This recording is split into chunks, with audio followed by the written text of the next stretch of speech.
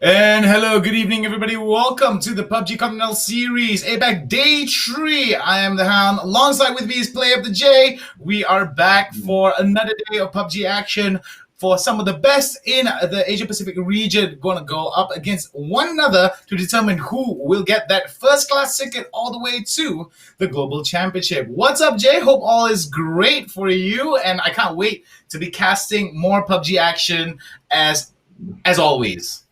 Yeah, thank you, Nick. Well, I'm doing great as always. So I think, I'm absolutely thrilled to see how the second half here of the PCS1 APAC showdown is going to be going with all of the best here. And I think we already had 10 cracking games. We're going to be having some more coming very soon, ladies and gentlemen. So let's just take a quick look at the schedule that we have in store for all of you. So, of course, we did have our first two play days last week on Thursday and Saturday. So we'll be doing the same once more right now. And we have our first 5 matches of the week, which is going to be taking place today. And we're going to be having the best teams coming out from Vietnam, Thailand, Oceania, Indonesia, and the Philippines. Well, looking at this, it has been very interesting indeed, as we are going to be looking at the prize pool: 200,000 plus 12.5% of in-game sales, as well as additional 12.5 of the sales will be distributed equally amongst the participants. So, for those of you guys who've been spending your hard-earned EP on the PCS, you guys have you to thank for giving some of that sales over to the players, because we're all about crowdfunding here. It's always great to be able to see that the support from the community is rewarded towards the players as well. Very good to see that the PUBG Corporation is taking a very proactive step into making sure that each and every one of you guys at home will be able to contribute to the livelihoods of the players. Yeah, absolutely fantastic. We saw that at the PUBG Global Championship, but now let's take a look at the matches that we have in store for you today. So now we're going to move on towards a heavy Miramar segment this week, as we did have a little bit more of Erangel in week number 1. But we're going to be having 3 matches in a row on Miramar, and we're going to follow up with Erangel. And as always, for our point system, it's going to be based here on the super rules, where a chicken dinner only gets you the 10 points, and each kill gets you 1. So definitely, I think we've been talking about it a while on the show here. Definitely teams will want to try and get a mixture of good positioning and get the kills from that to really succeed in the later stages. I totally agree on that. And let's take a look at the total leaderboard as of day number 2. Q confirmed from Thailand is going to be holding up the total points of 117 at first spot. Service Esport not too far behind with 83 points in total, with Golden Cat at third place from Thailand as well at with a total points of 78. Biram United, Maugi, Day Trade Gaming, Divine Esports, as well as MSC Theraton are going to be making up our top 8 of the total leaderboards, whereas our lower 8 is going to be Fury, Astra, DIC Gaming, Bahamut Gaming, Gearbox, Carnage, Victimize, as well as Eagle Sentinel Shooter, that will be making up our total 16 teams on the total leaderboard as of the end of day 2. So looking at this particular leaderboard, it is a rather revealing turn, not to say revealing turn, excuse me, rather revealing in terms of the regions that are in dominance right now. Is going to be a Thailand and Vietnamese affair for the top 8 here, as we do see a majority of the teams that are in the top 8 are from Thailand, whereas on the bottom side of the leaderboards, it is going to be the rest of Oceania, with Australia and New Zealand, one team of Vietnam, the Philippines, as well as Indonesia making up the bottom spot. So as we see it, do you believe that a team like Bahamut Gaming, which has been rather effective in the Miramar segments of this entire tournament, could actually be able to claw their way up into the top 8 spots, Jay? Well, I think teams like Bahamut Gaming, yeah, we did actually see them get some really good results on Miramar. And let's not forget, Bahamut Gaming actually got 2 chicken dinners on Miramar, and that's quite an impressive feat considering the field that we have here. And I think, as you've highlighted, the top half of the table is really dominated here by all of these Thai and Vietnamese teams. So traditionally, they are going to be the powerhouses of any APAC level of tournament. But of course, there are going to be exceptions, and usually we would see one of those exceptions at this stage is usually Erangel Predator representing Philippines. But Bamboo Gaming coming out on top of the regional qualifiers there, they did manage to really hold their own on Miramar, but unfortunately they just haven't been able to replicate it across the board. I think there were some other teams as well that did better on the Miramar to a certain extent. I think Divine had a better share of their results going on that. But I think it's definitely something that these teams can shift gears. They can definitely prioritize a little bit more training on Miramar. I think we actually saw some of the other teams, maybe not do as well as they could have hoped. I think like Q Confirm, some of the, they've been very solid all around. But when it came to Miramar, they had a few hit and misses. I think one time in day number 2 they did manage to get into the top placings, as did they in day number 1. But I think this is where it's a bit inconsistent across the majority of the teams. And I totally agree with you. We did see Q Confirm actually a falter in the Miramar segments of the leaderboards of the day number 2 segments. We do see that some teams such as Buriram United as well as Maugi were able to throw teams like Q Confirm as well as Cerberus Esports and Golden Cats off their balance with some interesting early game exchanges that put them in rather precarious situations. However, consistency has been the name of the game for the side of Q Confirm, which allows them to make some of these mistakes. But looking at the fact that 3 games of Miramar is going to be in the table, and it is going to be rather interesting to see whether or not Q Confirm will still be able to maintain the consistency, or will they falter and give up the lead, because we do see that teams like Cerberus Esports, Golden Cat, as well as Buriram United may actually be able to deliver a rather spoiler kind of mindset that could actually throw Q Confirm off balance. But we do see as well, Daytrade Gaming and Divine Esports have been rather aggressive with the amount of kill points that they have been able to secure. Buriram United does have a rather close number of total points that could actually put members of Q Confirm off balance. However, they need to win at least 3 to 2 chicken dinners, and they have to ensure that members of Q Confirm are put in a detrimental position towards the early stages of the game. So they have to aim towards members of Q Confirm very early on if they want to basically throw the king of the leaderboards for day number 2 off the ladder and try to make it rather interesting and build a conducive atmosphere for a competitive matchup, Jay.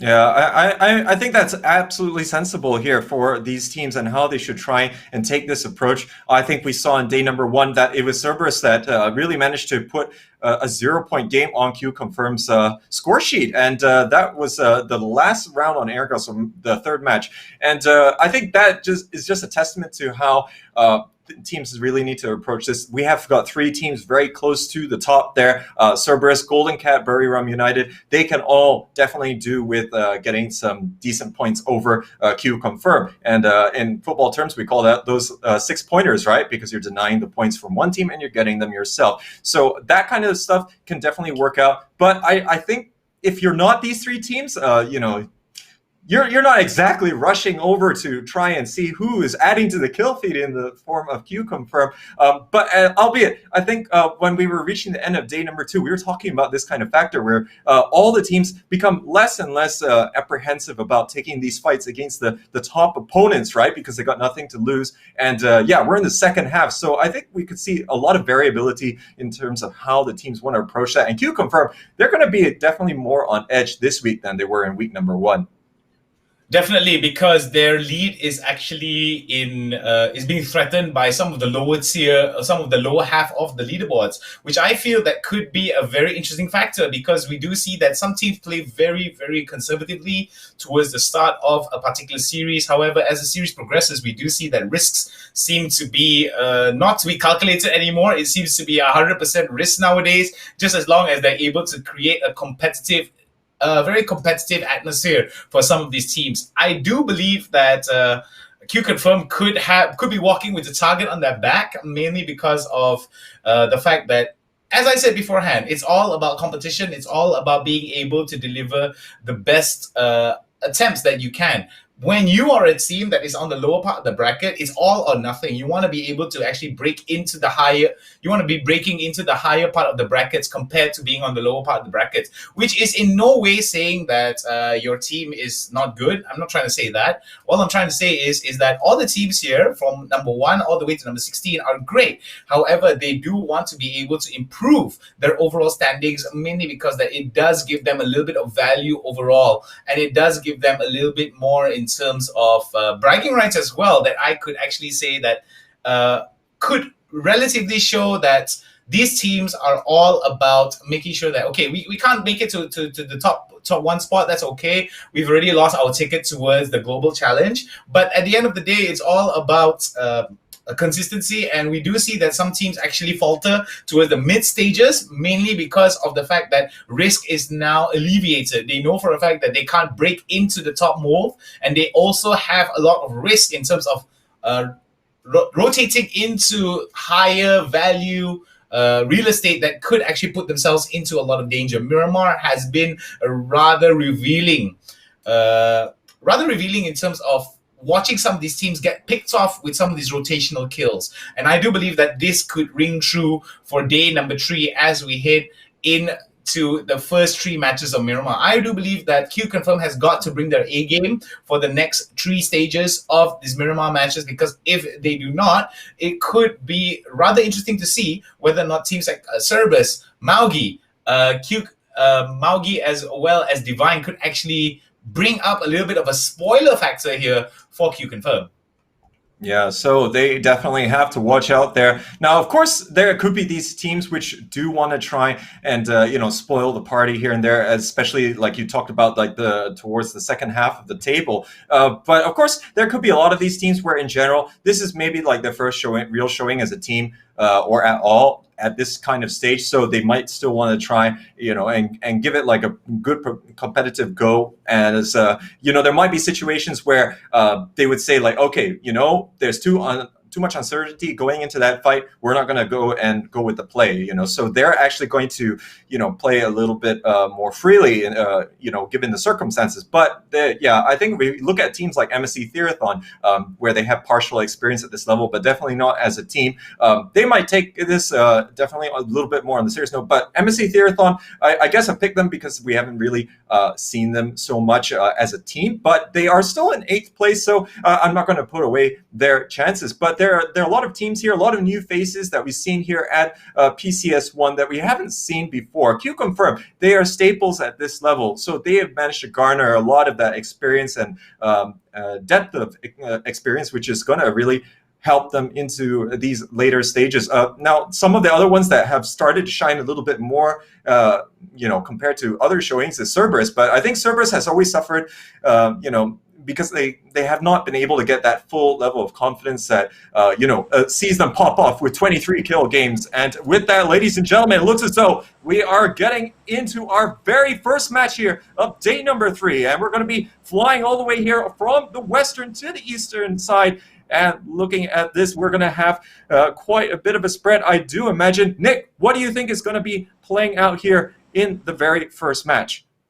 Well, I do believe that this is going to be very interesting. El Pozo could be could be a very high value target here for some of these teams. We do see Maugi already moving towards El Pozo, San Martin, as well as Chumachera and Los Leones. A lot of real estate for them to cover. Power Grid as well could be very interesting indeed. In terms of topography, we do see that some of these teams are giving a lot of priority towards some of these spots that have high ground. That does enable them to basically get a lot of information pretty early on in the matchups. We do see some teams going towards La Bandita and towards the eastern side of the map, where Impala as well as Jankyard and Minas Generalis is. So we do see that there might be some early game exchanges for this first few circles, but I do believe that most of it is going to be revolving around quick rotations towards high value real estate, as we do see that Q Confirm Jayers right now already looking towards getting immediately improving their logistical efforts here.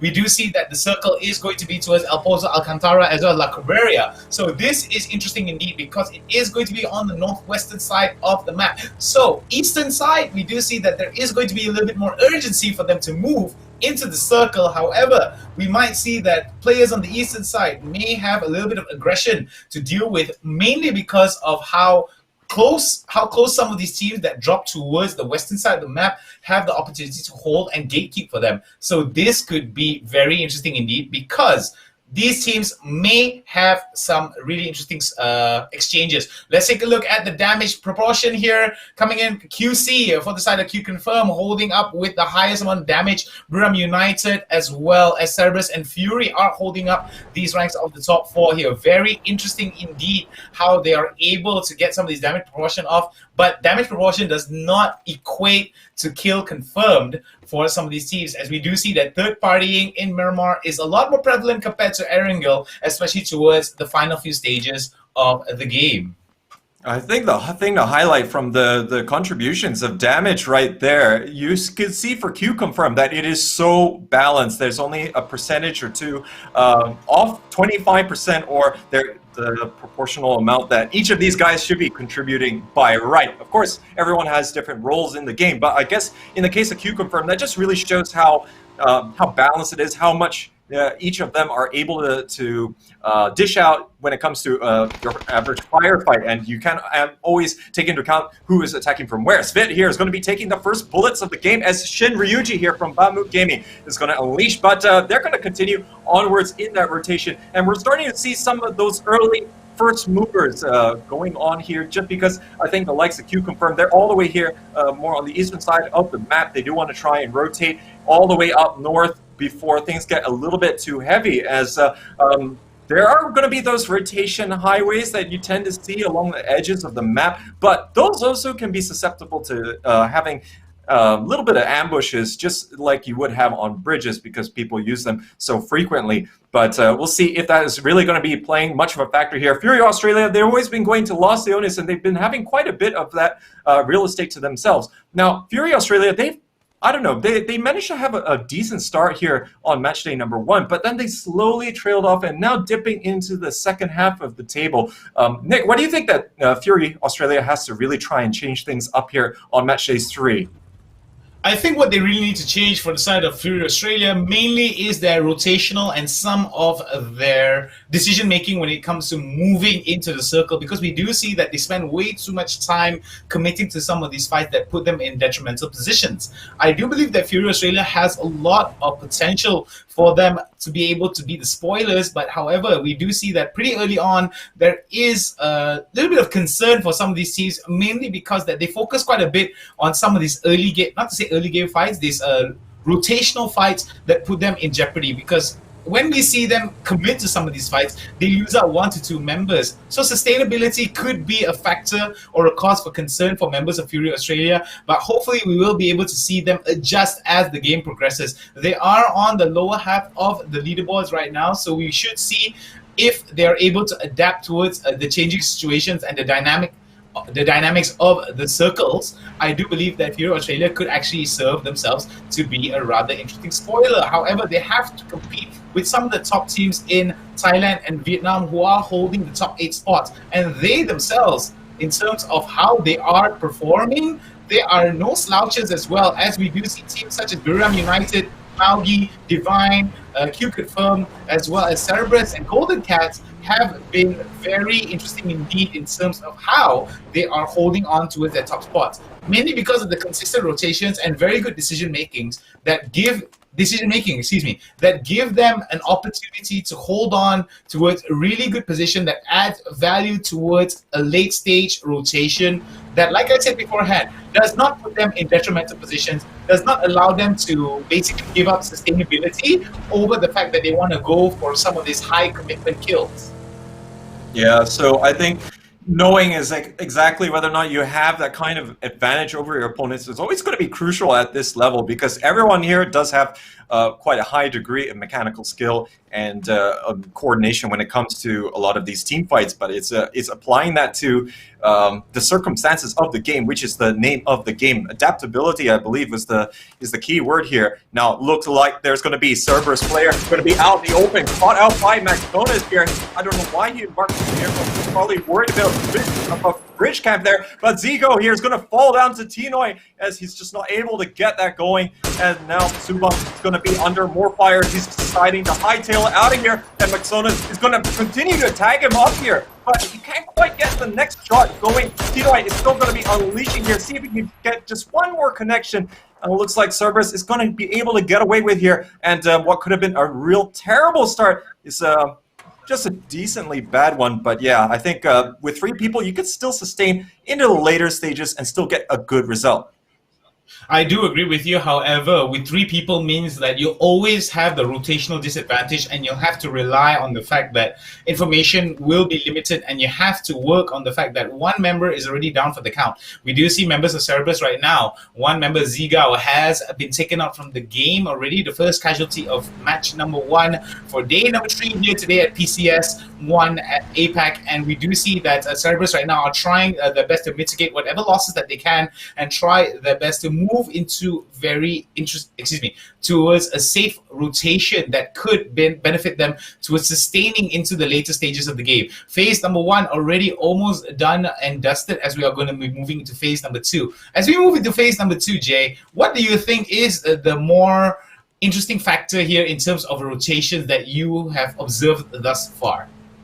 Well, I think right now the rotations have been more or less what we expect. I think given the positioning of the phase 1 circle and how all the teams had dropped out, we're seeing all the teams which are positioned a little bit further away. They're actually making some of these first moves. And a lot of the altercations that we've seen so far, like the one with Cerberus and Golden Cat, that's actually all the way on that western rotation highway, as we did talk about that early on. So I think that no one here is really bursting out of the norm. They know they can't go straight for the zone. I mean, not that you would want to do so under normal circumstances with a more reasonable circle, but at the same time, you just know that it could just be incredibly congested. So we can see a lot of the moving from all of these teams is happening with a bit more of a risk-adverse approach. You can already see all the single filing rotation here. They all want to just get into position for phase number 2 to reveal itself, and they can actually try and make some better spots that will carry them into the later stages of the game. And we can see it's already shifting a little bit closer towards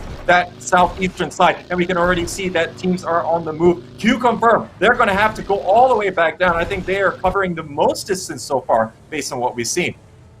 And I totally agree with you. Q confirm did actually have to cover quite a bit of a ground between themselves as well as a circle. What I do like about Q confirm is they did take quite a bit of a long rotation that could actually benefit them, mainly because that it does allow them to actually get into the circle without much risk here. But there is quite a bit of risk in terms of them being spotted out as they are rotating into the circle, because the longer you want to take, the more time you spend basically trying to fight into the circle, which can prove either beneficial or detrimental depending on how the circle actually tilts, whether on tilt to one side of the map or the other side of the map. So moving into the circle as quickly as possible could actually prove beneficial for some teams. However, some teams do benefit from moving later into the circles, mainly because that they're able to fight it out and get quite a bit of real estate for them to fight out. And I do believe that fighting into the circle, some teams such as Q Confirm as well as Golden Cat do it better compared to other teams. We do see that Cerberus does have quite aggressive gatekeeping mentality when it comes to holding on towards the circle, whereas members at Q Confirm, they do have rather interesting checkpoints in terms. We've seen it in Erangel, but we don't see the same kind of mindset being practiced here in Miramar, where they are trying to fight out. Oh, we do see DIC Gaming right now taking a bit of a spray there. Could be in a bit of a danger here. It seems that Victim Rise were taking some pot shots towards 74L1, but will not be damaged that much to a point where he goes knees to the ground, knees and hands to the ground. But we do see DIC Gaming right now holding on towards this rather open compound, trying to minimize themselves from exposure as they're moving forward. Maugi could be ahead here, as we do see another loot crate has been dropped, so the supply crate could actually prove very beneficial for the team that is going to be hugging towards the northeast side of the circle, if I'm not mistaken. Yeah, so we haven't seen the impact from a lot of these drops really playing a factor in these games. I think in the first match day, we did see 2 or 3 loot crates all in one place, but now we're going to be seeing at this junction, it's going to be a little bit of an altercation here going out between Divine and MSC Therathon. The rest of the Thai team are trying to gather here. They're going to be able to put some shots back through Janku, and he's going to be able to put the likes of Levi's and company in a little bit of a rut here. Now, Namsi is going to be all the way up here on the high ground. He's going to be able to give this good vantage point a lot of information to the rest of his teammates now. Now, they're not really committing to this. They don't really want to get too stuck into this, as now we are closing out phase number 2 of the zone. You don't really want to engage too deeply with another team unless it's absolutely necessary that you can't really safely get out. And it's a case of who blinks first. And looks like Yoshi is going to blink first in a rather permanent fashion here, as Turtle is going to catch him out. And MSC Therathon, this is exactly what they didn't need to have happen. But luckily for them, phase number 3 here is going to reveal itself. It does look like they're not going to have to immediately move out of here. And usually that's always the worry why you don't get stuck into a firefight, especially in the first 4 phases towards the end of the closure. And we do see that it is going to be in trend towards how some of these teams are going to be moving from spot to spot. And as we have said time and time again, there is going to be a rather interesting turn of events here for some of these teams, mainly because that they are going to be put in situations that have been detrimental towards their numbers. We do see Divine as well as MSC. They are going to be committing towards one another, with members of Divine with the 4-man advantage compared to members of MSC. MSC has already lost 1 man. So they are trying to deny as much information as they can with some of these smokes, as well as some of these shots coming out towards the long range attempts here. But there is going to be an opportunity for some of these other teams to actually catch out members of MSC if they are not too careful. We do see Gearbox right now. They did have quite a bit of range, quite a bit of distance for themselves to cover, and it seems that it is going to pay them quite a bit here, despite the fact that Y8 has been taken down for the counts. And we do see that no teams have been eliminated thus far in these early stages of the game. As phase 3 is coming to an end, we may see some of these teams actually fight off against one another here as they are looking towards getting into the circle. Energy drink here being popped up from the side of Jen for a Gearbox, as we see that members of Victim Rise as well may actually commit towards it. Oh, Chi right now may actually go for that long range nade and push it out. Very good poise here. Some good sprays, and Chi being able to take that chin with some really good shots there. Nicely done from the side of the Indonesian team of Victim Rise, being able to take down members of being able to take down the enemy team with a very good spray. It is going to put detrimental to them, but we shall see whether or not that detriment will bring them defeat towards the later stages of the game. Yeah, perhaps with a good performance here, Victim Rise can go leapfrog above Gearbox directly. They're going to be 6 points off the pace right now, and we're seeing Cerberus moving in from this northwestern side. They are going to be tanking a little bit of blue damage, but they're willing to accept that as a casual or hazard risk for going through this area, but that's definitely what they want to try and do. They can't afford to lose another player too quickly. As you mentioned earlier on, they're going to be at a disadvantage when it comes to taking a lot of these engagements into the later stages, but now there's going to be a lot of teams packed over here on this northwestern side. There is going to be the likes of Golden Cat, Maogi, Eagle 365, or Eagle Sentinel Shooter. They're all going to be in the way, and there's just not a lot of cover, and they're already getting spotted out by the Indonesian team, and they're starting to take a little bit of fire. Maogi also going to be there, which could potentially be a little bit of gatekeeping depending on where the next zone is going to be. It's going to shift down north, and this is the last thing that Cerberus wants on their mind. Looks like you confirm as well. They managed to get a lot of decent positions, or get a little bit of favorability in the randomness of the circle in week number 1, but it looks as though it's kind of escaping them here in this first match day of the week.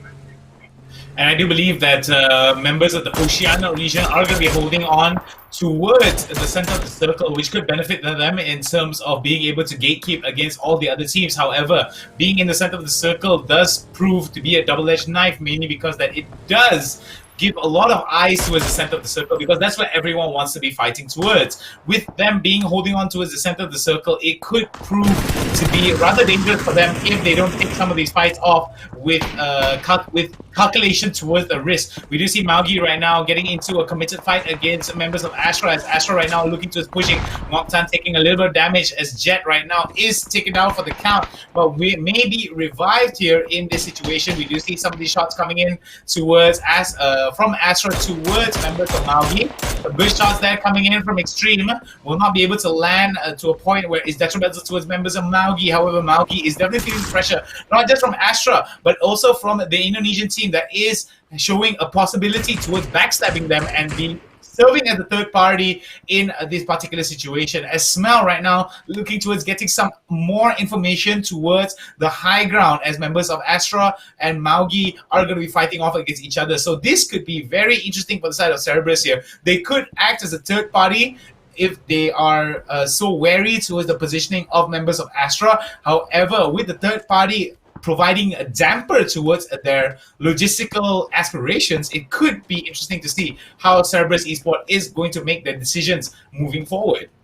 The Vietnamese team, though, is already making some significant headway, and they're definitely trying to push away some of the contenders for the area. The Eagle Sentinel Shooter forced to move away from that. Q Confirm have managed to ingress here into the circle. That's definitely going to allow them to exercise a little bit more pressure on the surrounding teams, but it looks as though it's going to have Jayers taking a little bit of fire from Buriram. They're going to be very aware of what's going on, and we're still seeing at the same junction, MSC Theathon still going to be at a standstill with Divine, but it looks like Rossiter Jr. moving across the road. He's looking to break the deadlock. Turtle is going to get completely caught out here, and he's going to pay for it with his life. Nicky getting back out of the vehicle. He's already tanking a little bit of damage here from the Blue Zone. Namsi moving over as well. But now it looks like the likes of Cerberus can't quite get away from the clutches there of Jet and the rest of Maugi Esports. Basil getting caught out. Smell taking a bit of damage himself. And now Subak trying to rejoin with his teammates. He's got nowhere to go. He's trying to move as fast as he can, but he's already tanked quite a bit. But he's going to be able to get in just before the vehicle blows up.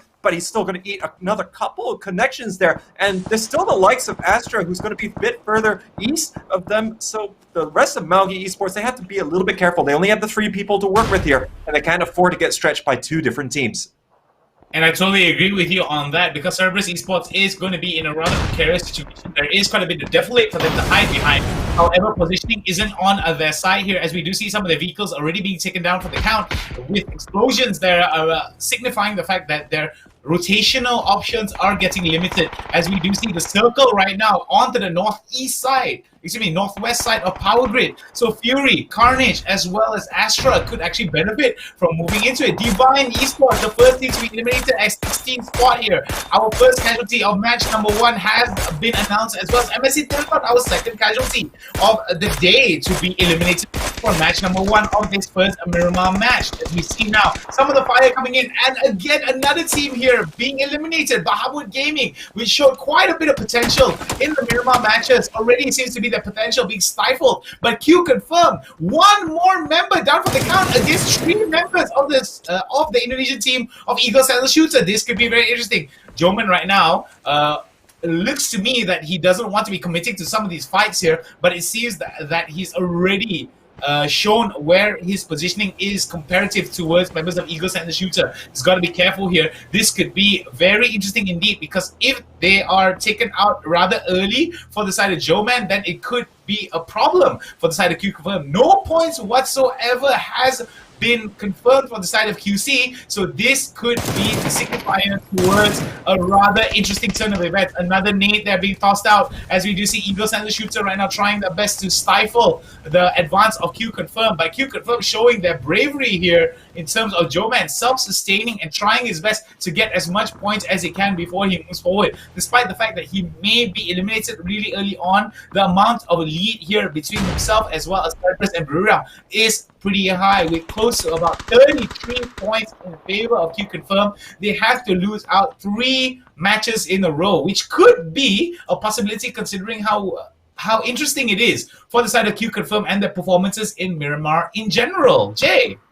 Yeah, so things here on the northern side, absolute carnage. You can exactly see the result of that prolonged engagement there between Divine and MSC Theorathon. They're both out of the game here nice and early, and Q Confirm also in a similar boat. I mean, they were sandwiched between that altercation, Eagle Sentinel Shooter, and then Burning Rum United came and backstabbed them to a certain extent, but they're got to be lucky that they still have Joman still alive. Bamu Gaming not getting out of that one, though. And now the likes of Day Trade here going to continue taking some long-range fire. Carnage is shooting at them all the way there from the power grid side of things. Golden Cat is going to be on the other side, but they are not really having too much of a safe spot. There's still going to be the likes of DIC Gaming who are going to be over there on the western side. They can definitely come in and make life a living nightmare, because Golden Cat, they're right in the central position inside the current zone. So it's really going to prompt a lot of these teams to rotate through them should the circle move in a certain way. And right now they have a potential gatekeeping opportunity, but I'm not sure whether they have the best vantage point. Currently, we're seeing Carnage here starting to put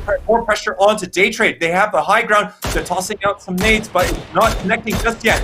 But right now, Sixren trying to see if he can back up his teammate from longer range. They're going to be a little bit apprehensive about the entirety of Day Trade, who are going to be still hiding on the low ground, see if they can get a pick here. But now it does look like the Thai squad of Golden Cat here taking damage. Tinoy going to get finished off, and only 3 members remaining here from Golden Cat, as we're going to see DIC Gaming come up over the top. Anquan's going to take quite a bit of damage, but he's still going to be okay for now. Sixtex also trying to see what he can do, but he's going to take a little bit more of a tempered approach as he waits for the rest of DIC Gaming to move in.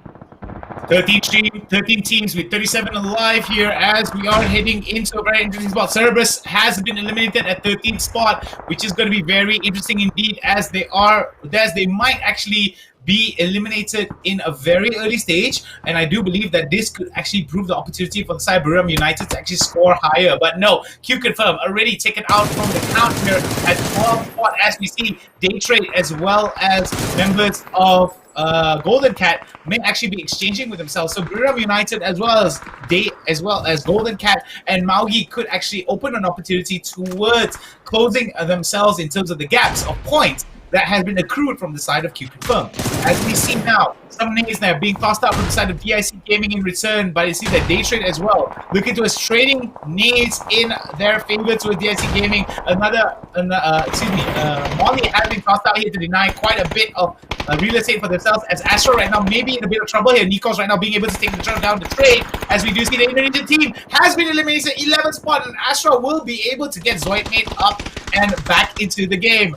Now we go back towards DIC Gaming, as they are going to be fighting off against a Day Trade. We do see that coming in is going to be Golden Cat as well. So we do see that Day Trade is going to be in a rock and a hard place. Flash takes a little bit of damage there as he tries to go out for it, but no, it's going to be Carnage that is taken out, as well as we see that Fury has been able to take down their Oceania counterparts with some really nice shots, but Day Trade will be able to take down 2 members of the side of DIC Gaming. However, will not be able to confirm those kills as of right now. Day Trade getting those kills up, and look at that Tonke looking with those sprays, and will be able to take down one last surviving member of DIC Gaming and eliminating them at 8th spot in this phase 6 of the matchup.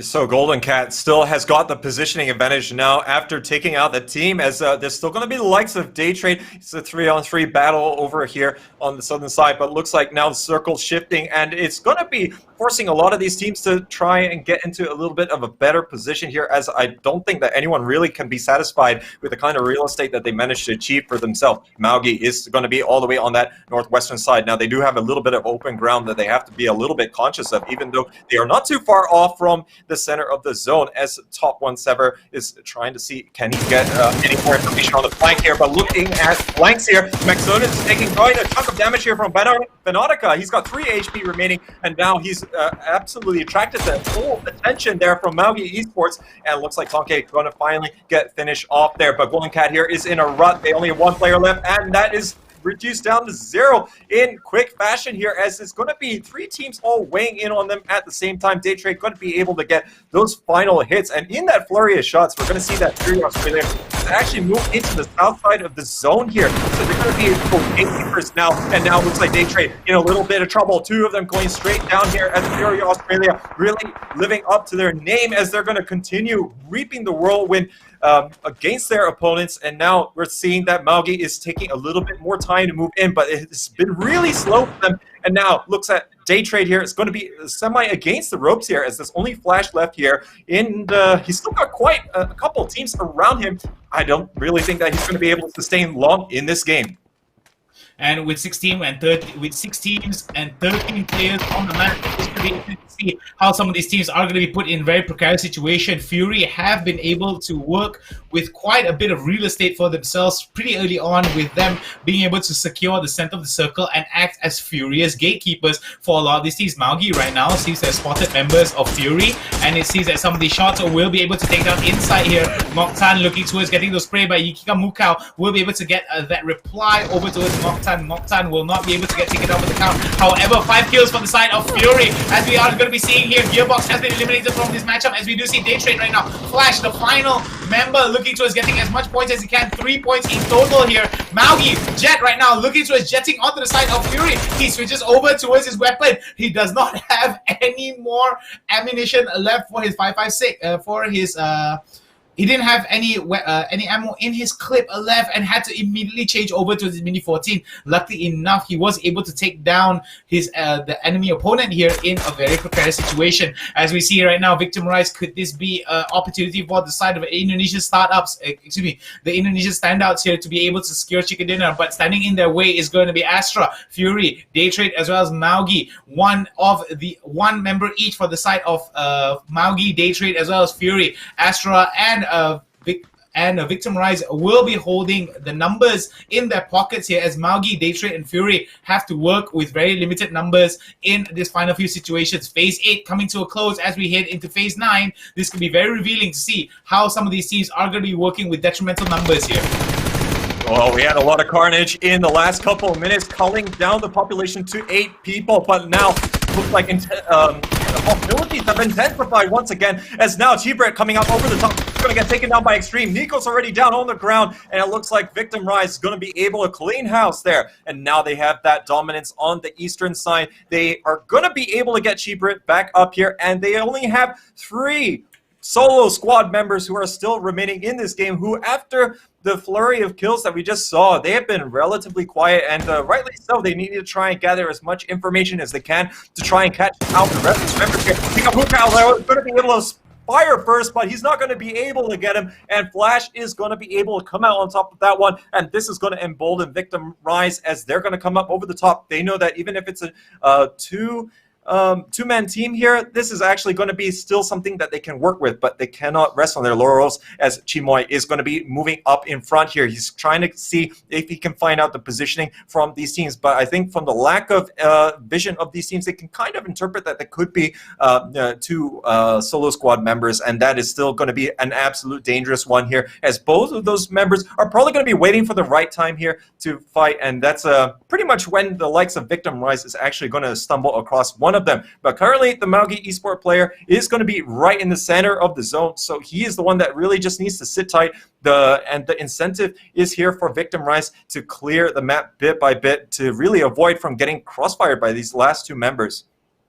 And they do have quite a bit of time to work with, 2 minutes before the Phase 9 circle closes in on them. So it is going to be a rather interesting turn of events for the side of Victim Rise here, because they are, while they have the numbers advantage here, Maugi as well as Day Trade are in rather interesting positions, but they have to be very wary of the fact that they do not reveal themselves, especially from Noctan as well as Flash, because they are on the edge of the circle. And we do see a little bit of the centered approach here for the side of Victim Rise, taking a little bit of the Q confirm style here, with having Simoy actually move up forward, as well as Chi and Kamal's giving a little bit of support towards the lead up a lurker here for the side of Victim Rise. However, we do see Flash right now trying his best to move up without creating too many sound cues. May actually run into Noctan. Noctan right now fighting up against Victim Rise, but nope, it is going to be Victim Rise that will victimize members of Maugi. 1 more member left, and nope, it is going to be Victim Rise with their first winner chicken dinner of today. And it seems that the Garuda has landed in Miramar, and we have said it time and time again, Miramar has always been a little bit of the dark horse for a lot of these teams, because we did see some of the top tier teams being eliminated very, very early on, Jay. Yeah, exactly. And we didn't see any of the usual suspects there towards the end. Of course, Malgi is in the top 5, but I think after that being completely decimated there is not exactly looking like one of their best performances that we've seen so far. But we have definitely seen the best one so far from the likes of Victim Rise, as they were able to really clean house there on the competition, and they managed to finish it in quite systematic fashion. And it all started from the early stages of the game, the fights with Gearbox, and then they just managed to take it from step to step and just managed to follow through brilliantly. And with that, ladies and gentlemen, let's have a look at the scores here from match number 1 of the day. Victim Rise going to be cleaning house, having the 22 kills, or rather the 12 kills, excuse me, and a total of 22 points. They're going to be storming their way up the table here, and I do think that they will be leapfrogging the likes of Gearbox with this kind of performance. And Fury, we were talking about them earlier on. They needed to get something going here, and they are really on the move. They're going to get 12 points off the back of those 8 kills. They look absolutely dominant in some of these team fights, taking great positions inside the zone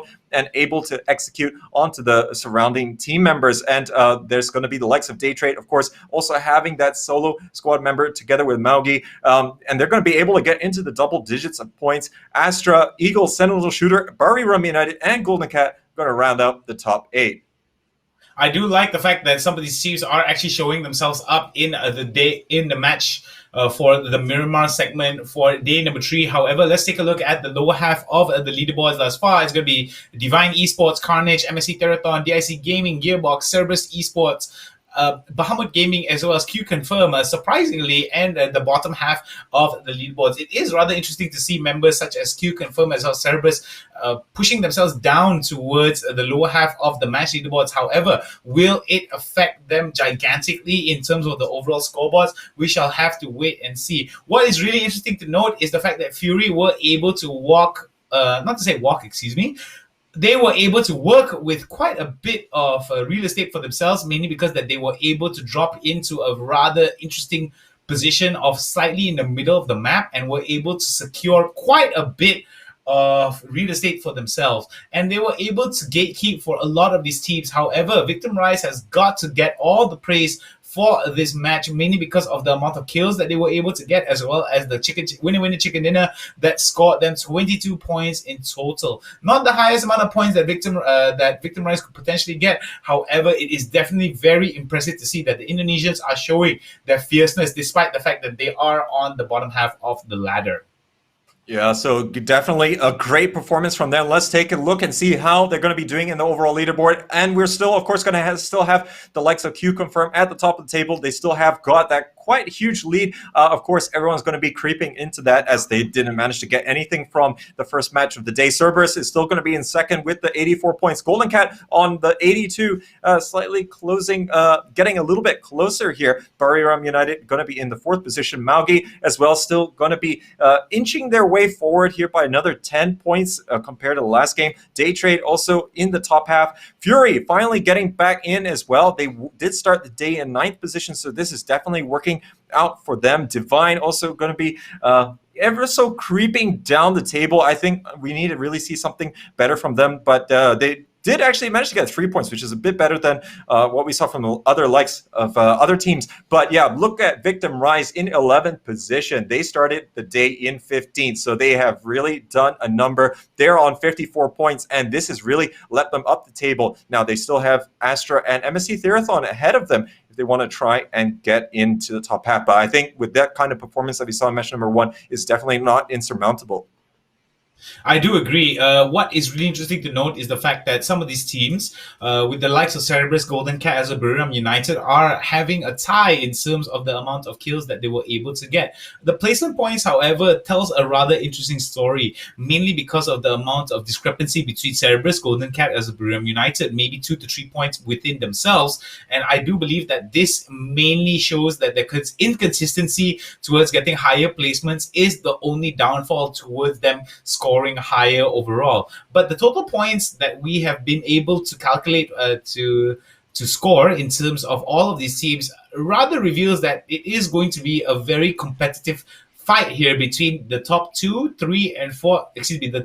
The second, third, and fourth place for these teams, mainly because that it shows that they are showing their best efforts here to quell the surge that is Q Confirm. We do see that Q Confirm has been eliminated pretty early on, which puts them in a rather detrimental position here in terms of points. We do see that Cerberus as well as Golden Cat and Biram United are able to score quite a bit of points early on, but however, we did see that Cerberus as well as Golden Cat were eliminated fairly early on. So the biggest wild card here in terms of dethroning Q Confirm is the fact that they are eliminated 2 to 3 times in a row, and they are the first few teams to get eliminated.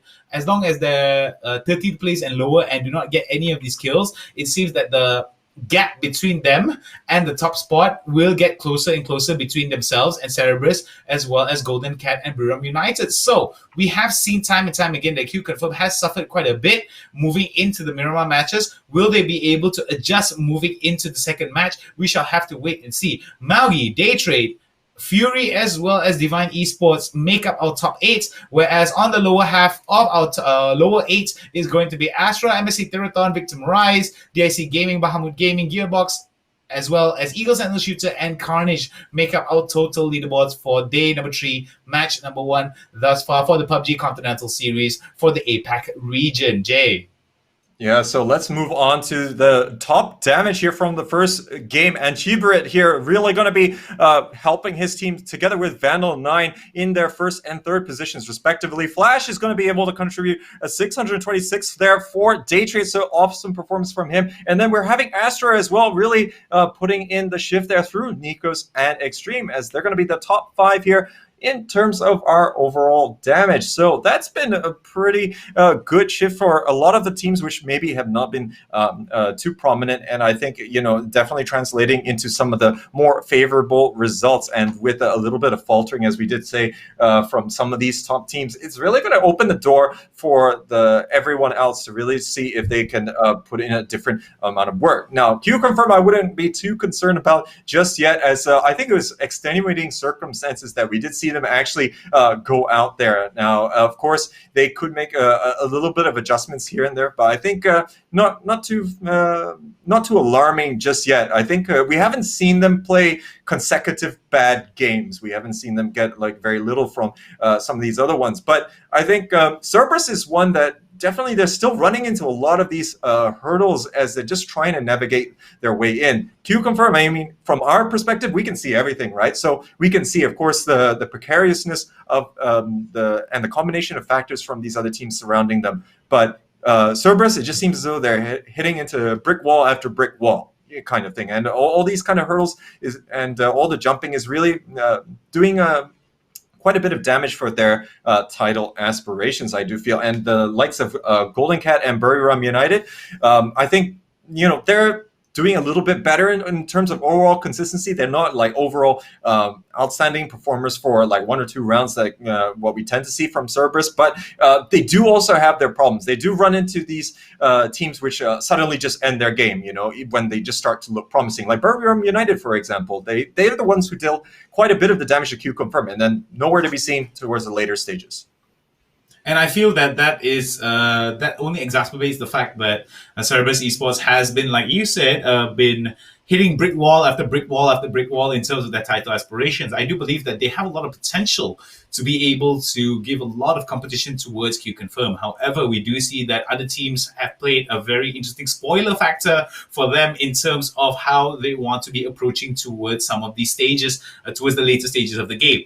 I do believe that Cerberus Esports are able to commit towards some of these kills that benefit them. However, we do see that they are always caught out when it comes to rotating into the circle, which I do believe plays into the factor that they take quite a bit of their time to move into the circle.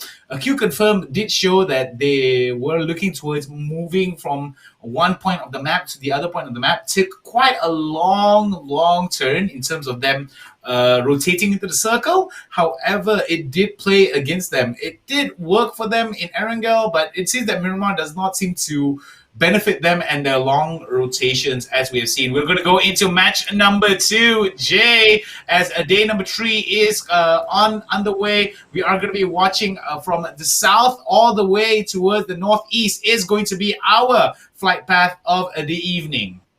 Yeah, so looks like match number 2 are going to be underway here, and we really do want to see how some of these teams might be affecting a little bit of a different strategy here to try and take it to the other team. So of course, different flight path here going to mean that teams will have the full breadth of their repertoire available to them when you consider the possible draw locations. So that's over the course of those 2 matches, and we're going to be seeing that our champions from the very first match here going to be dropping out quite late, and they're going to be dropping very close to the likes of Cerberus, and I'm wondering if they're going to really decide to engage too much here. Now, this is of course something that we haven't really seen quite a lot of so far, as I think any of these early game altercations, they managed to get out of their system when we saw some of the scrim show matches. Now, the thing is, all these teams, they kind of know each other to a certain extent now. They play quite a few games with one another. It looks like first phase here of this match is going to be all the way here on that western side. It's already going to be covering quite a bit that these teams are not going to be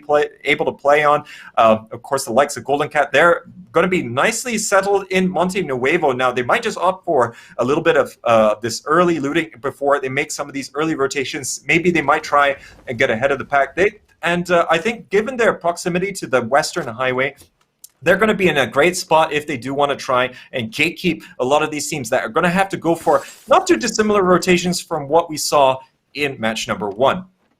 Now we're going to be looking at the damage rankings here. 2 out of 4 members, 3 out of 4 members for the side of Q Confirm are holding on to the top 5 spots, with Jomin and Jay is holding on towards positions of 1 and 2 for the amount of damage that they are able to deliver towards the enemy teams. Buram United, Noardra, as well as Haisaki are going to be holding on towards positions 3 and 4. Gems on position 5, as well as the rest of the teams here. Very interesting indeed here, as we do see that members of Q Confirm are able to show themselves in the damage rankings thus far. But despite the fact that damage rankings are very high for the side of Q Confirm, it doesn't mean that it translates into very good positioning towards an overall consistent key performance indicator for them. However, we did see that Erangel seems to be their most comfortable map, as well as a familiarity for Erangel. It shows that Q Confirm have been able to hold not just 1, not just 2, but 2 but 3 chicken dinners in total, with two of those 3 chicken dinners coming back to back, which just shows that they were able to get quite a significant amount of lead, mainly because of those 2 chicken dinners back to back and a high amount of confirmed kills for members of Q Confirm. Definitely living up to the name of Q Confirm, but will it be the story for them as they maintain dominance and the top 1 ranking? We shall have to wait and see, as the Miramar matches have got to come to completion before we move towards our final 2 Erangel matches of the day. And I think like the interesting part that you mentioned there, where Q Confirm, they did manage to start off with a bang on Erangel on match day number 1, getting the 2 consecutive wins. Now that's definitely put them in their comfort zone. Then the pressure kind of being alleviated slightly to get continuous performances, and that's allowed them to have that continued success. The business end of the tournament, the second half right now, is of course where things are going to be a little bit more disjointed, as they're not going to be still having that momentum, as given the fact that this tournament is spread now over 2 weeks, and like we said, the teams are familiar with each other. They have played so far 11 matches here in the tournament. They've played at least 6 practice scrims together. They're going to be have quite a deep level of understanding of each other and how they play. Q Confirm is going to be in a position where they're going to have these teams who are going to be ever so much more tenacious when it comes to challenging them for certain positioning, and the likes of Q Confirm have to just make sure that they're nice and crisp, that they're going to be able to get themselves into advantageous positions here. 74L1 for DIC Gaming here, seeing if he can land the shot there. Needle Sentinel Shooter going to continue to get away there, but only for a small moment there. Vandal 9 going to get shot out there, as Clown is going to be able to take him down, and that is the Indonesian team suffering the first loss on match number 2. This is not how they want to have started, as pretty sure that they want to try and get a performance like the fellow countrymen did in the form of a victim rise in match number 1. Very unfortunate for the side of Eagles and the Shooter here, losing out on their first member for the game. Definitely puts a bit of a hamper towards their aspiration, and the aspirations towards scoring higher positioning here for a match number 2, as we see members of Buriram United right now using the road to basically navigate themselves into a better spot, with Eddie right now, moving in towards some interesting spots. I do like the fact that I think Buriram United are going to be hugging towards the western side of the map, and I do believe that was where the circle signified that there isn't going to be much attempts for enemy teams to be pushing from their left side, mainly because it is just going to be unplayable area from that side. So I think it is wise for the side of Buriram United to minimize the amount of flanking potential for a lot of these teams. They only have to worry about frontal and frontal attempts as well as flanking attempts from enemy teams if they choose to come from that particular position.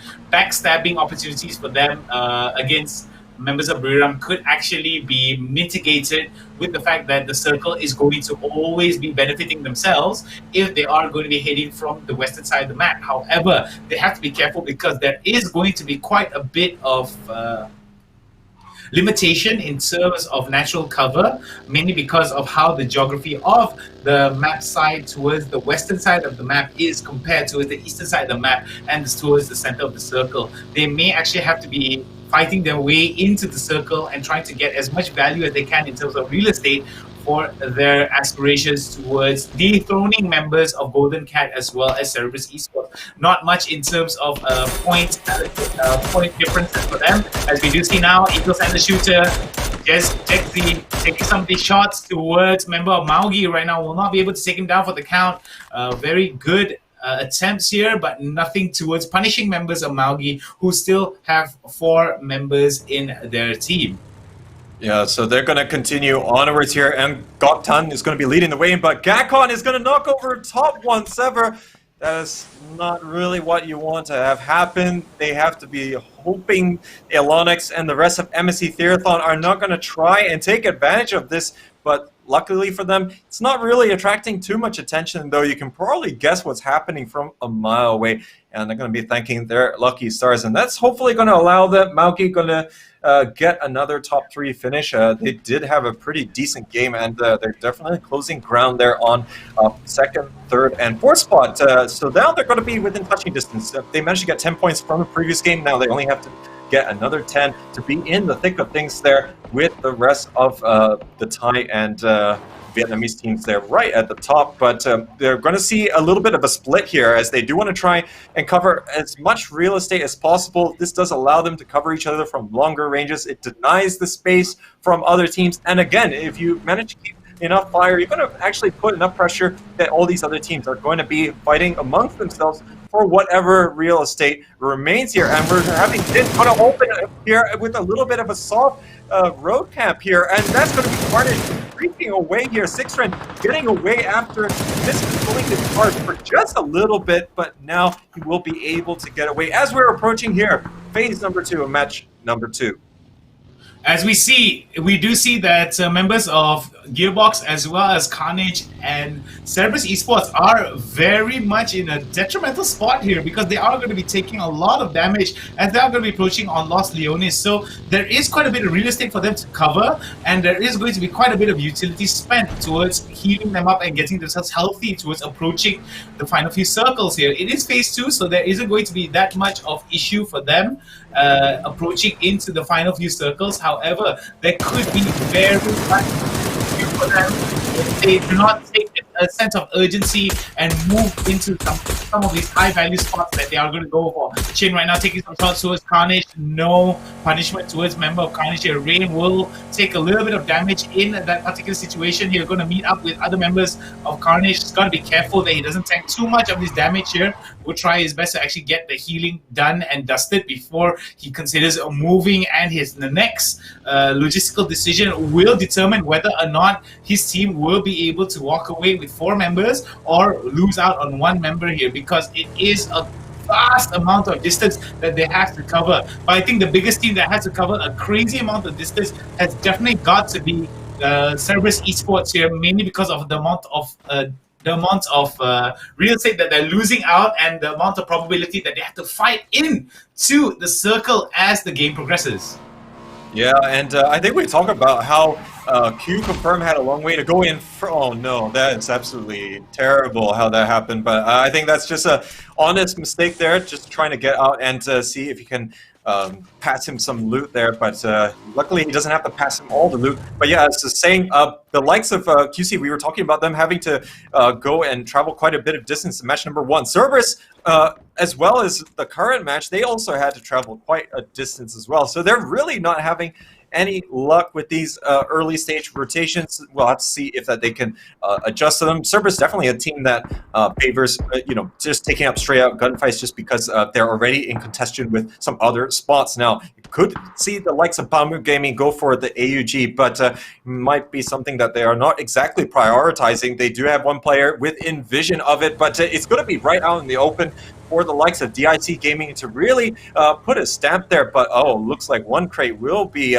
picked up here by the likes of Chibrit, so going to be able to get some good level 3 gear. Let's see whether or not that is going to yield anything super substantial. I think we've only seen the impact coming out from like an AWM like one time. That's about it, and even then didn't exactly garner the kind of number of hits that you would really need to warrant bringing a bolt action like that to the likes of Miramar, where just generally you see the composition definitely favoring more on the DMR side of things. Now, as we're going to be following the progress for the side of Cerberus Esports, they are going to be spending quite a bit of utilities here. Phase number 2 is not going to be very, very kind to them, as phase number 3 is going to be starting in under 15 seconds. So that means that they have to spend a high amount of utilities here as they approach towards the final few stages of the game. So it is going to be rather detrimental towards members of Cerberus here, mainly because that they are going to be pushing into the circle with a relative unpunished, without being punished, excuse me.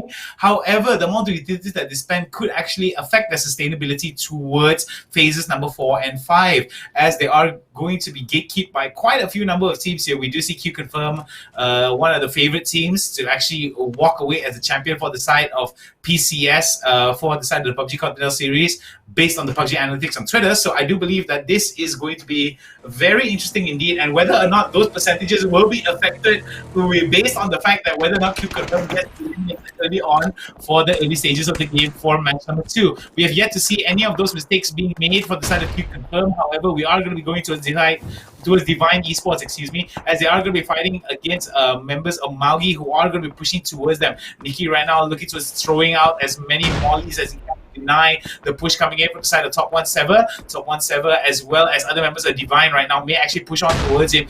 Gotta be careful that he doesn't get caught between the rock and a hard place because he is alone.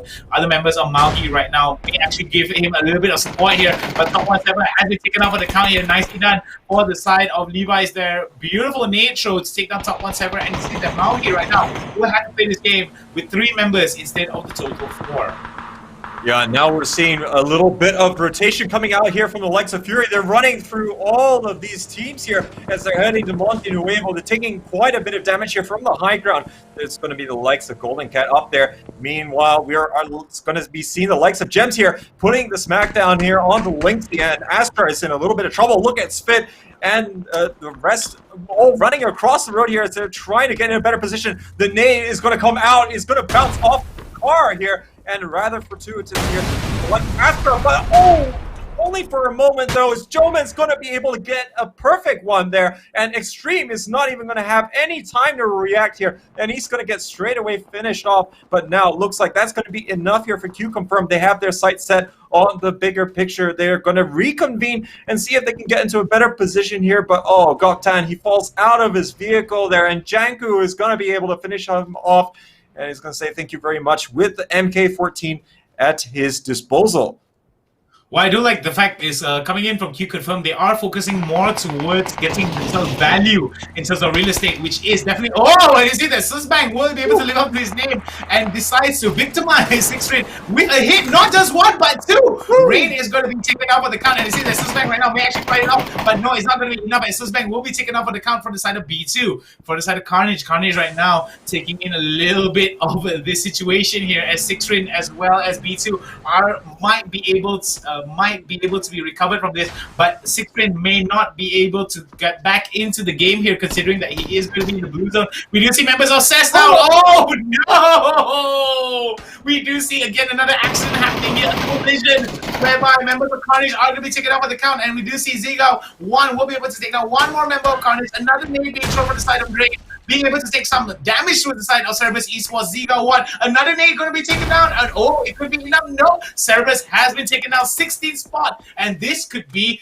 a very interesting spot as Carnage right now, even though they are going to be at the bottom half of the ladder here, may serve as a spoiler. We did say it early on, Jay, that these teams may serve as spoilers for a lot of these teams. However, the price that they had to pay were the heads of their 3 members, and all of those 3 members were taken down with a rather interesting spray, with a rather interesting collision. Yeah, absolutely. You're quite right there, Nick. And now looks like Miramar United is also running the gauntlet here. Konaxi is going to be falling. And now looks like Define are going to put a damper onto their aspirations here, as God Meow is also going to get taken out. And yeah, the likes of Subak and the rest of Cerberus, I mean, they kind of went for a little bit of special plays going out there in the form of those roadkills, but yeah, they're gonna be biting the dust early on, and I think like our expectation of Cerberus early on was either they go out with a bang or they're going to go out relatively early here, and by go out with a bang, they're going to be able to take chicken dinner and drop 20 kills, that kind of thing. But now we're seeing that Carnage with the sole surviving team member. He's going to continue onwards. MSC Therathon is going to be running over here to see if they can find the player here before he gets too entrenched, as the Carnage player is going to be really needing quite a bit of a miracle here to win out in this 1v3. And what I do like to see is coming in from the side of Carnage here, Rain trying to sustain as much as he can, but he sees that members of MSC Therathon, oh, nicely done, no nade there, thrown towards him, and he sees that Rain right now is going to be denied a lot of real estate for himself here, but nope, it's not going to be enough, as Janku will be able to eliminate the last surviving member of Carnage, and eliminating a 15th spot will exacerbate his overall spot here. But we do see that this could be an opportunity for the side of Eagle Cycle Shooter as well as Hawks and Bahamut Gaming to improve themselves, and may actually knock down members of Carnage lower onto the bracket here. As we see Golden Cat right now showing their pause with the talents indeed, as we do see Nodra right now may be put in a very interesting and precarious situation here, as Nodra right now trying to sustain the rain of nades that's coming in, but it seems that Roster Jr. will be able to take down Jet onto the other side here, as we wanted to go to switch on towards the Jet for a while, and you see that Jet was immediately taking down Nodra right now, looking towards replying with some nades towards members of Golden Cat here. Has got to be careful that the enfilade, the defilade that serves to provide him natural cover may not be enough towards stopping other teams to pinching him in a very interesting spot here. Miramar United, one single surviving member here, and their fourth spot ranking could be in jeopardy here if Golden Cat are able to take him down. And it seems that 14th spot is going to be the placement of Miramar United, as Nodra will be taken down with a beautiful shot from the side of MSC Therathon. Yeah, Janku going to oblige nicely there, and it looks like Miramar United not going to get a better their result from match number 1. They're going out relatively early here, and now Golden Cat is going to have that control on this southern side. Now, Zone is going to force all these teams out of Monte Nuevo, and this is exactly going to start showing why teams, if they can really help it, they're not going to be really wanting to go for these big urban areas. This is just an absolute nightmare to move out here. Fury Australia are going to have that great position here to put a the brakes onto the aspirations there from Day Trade, also Golden Cat, if they go on a very more direct route here. But here, Genpulse going to get taken down by Bahamut Gaming. Now, looks like Cucumber, they managed to secure some excellent real estate here, but looks like Victim Rise is going to be able to get out with just one player going down. Jexi actually not going for the player from Eagle or Kamal's, as he was trying to get up his team member, instead choosing to finish off the other player. They secure 1 point, but they could have potentially gotten through there. But now Eagle Sentinel Shooter moving into a better spot to try and put pressure onto their fellow countrymen here. But the likes of Victim Rise, they're in trouble. Team Brit also going to get taken down. Timoy and Kamals making a mad dash for it, but it's actually going to be the likes of Bahamut getting in on the action. And now it's a 2v4 situation here, as both Timoy and Kamals going to be able to safely get in, but they're taking quite a bit of damage here. And now the Filipino squad will be moving in, see whether they can isolate them Now they can kind of deduce where exactly they are. They're starting to chuck through the utility, through the window, see if they're going to be able to clean that out. Monte Nuevo here is getting absolutely precarious as the likes of Golden Cat. We have said how they're going to have quite a bit of problems just trying to get in here, but they're taking damage here from the side as Fury Australia really not making it easy. The nades are going to be great here from Namsi and Turtle as they're going to be able to take down Mexonus and finish off the like of Sixpacks. Oh, very interesting indeed, as Golden Cat right now losing out two members, with one member still on the verge of revive, but no, is going to be taken down for the count here.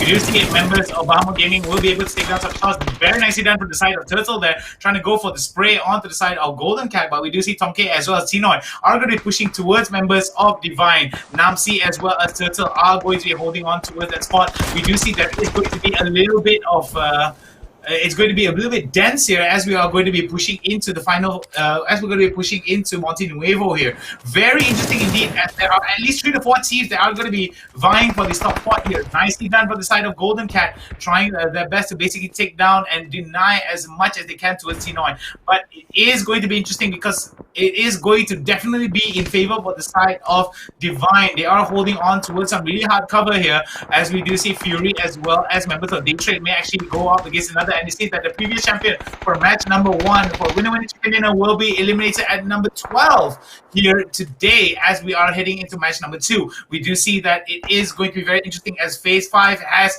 already ended, as phase 6 45 seconds before phase number 6 is going to start, and Golden Cat has been eliminated at 11th spot. Divine Esports cleaning house with members of Golden Cat here. We do see Fury right now looking to picking up the pieces here. Nicely done coming in from Yukiamuka. Yukiamuka goes belly down to try his best to get as much as he can cover here, but it's not going to be enough as Inside has tried his best to actually go for the spray, but will not be able to get that kill down. But it's going to be Flash that may suffer a little bit of tick damage here coming in from the side of Inside, and a beautiful molly towards him. We do see Fury Inside right now trying his best, but no, Puchus will be able to take him down for the count, but no, Daytrade Gaming will be eliminated at 10th spot. Nicely done coming in from the side of Fury, and it seems that Fury right now is a team possessed with the fury that they are playing at. Nicely done here as Divine right now looking towards committing to some of this fight. Nicely done here as Namsi will be able to score 5 kills, 7 kills in total. Ronan right now returns fire towards Namsi. Namsi looking for the rotation and go for the heal here.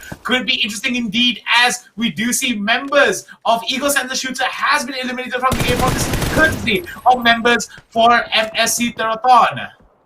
And right now, the likes of Fury Australia trying to repel Divine, and they're going to be able to be successful here. And they have gotten that absolute dominance there on the southern side. Good plays coming out there from the Australians. But now we're going to see the likes of Q Confirm still trying to hold on to the factory complex. They're going to have to move in ever so much here if they want to try and get inside phase number 6. There's still going to be the likes of Astra moving up north here. But now Zoidmate coming around the side. He's going to be able to get the shots there to connect onto Art God. And that's going to be another point under their belt, as now the likes of Bamu Gaming, they're trying to put pressure onto DIC in close quarters here. But right now, in a flash there, we're going to see that Fury Australia is not going to be making it out. It's going to be the Blue Zone and Gearbox going to be to their detriment, and now looks like Bamu Gaming is against the ropes. They only have 1 player standing, but the GIC, they're storming the building looking for the last member here, as the Filipino team is on the verge of elimination. Now look at the utility coming out here from the likes of Astra. They are making life absolutely terrible for DIC Gaming. 74L1 burns to 2 HP, and that is putting DIC Gaming on the verge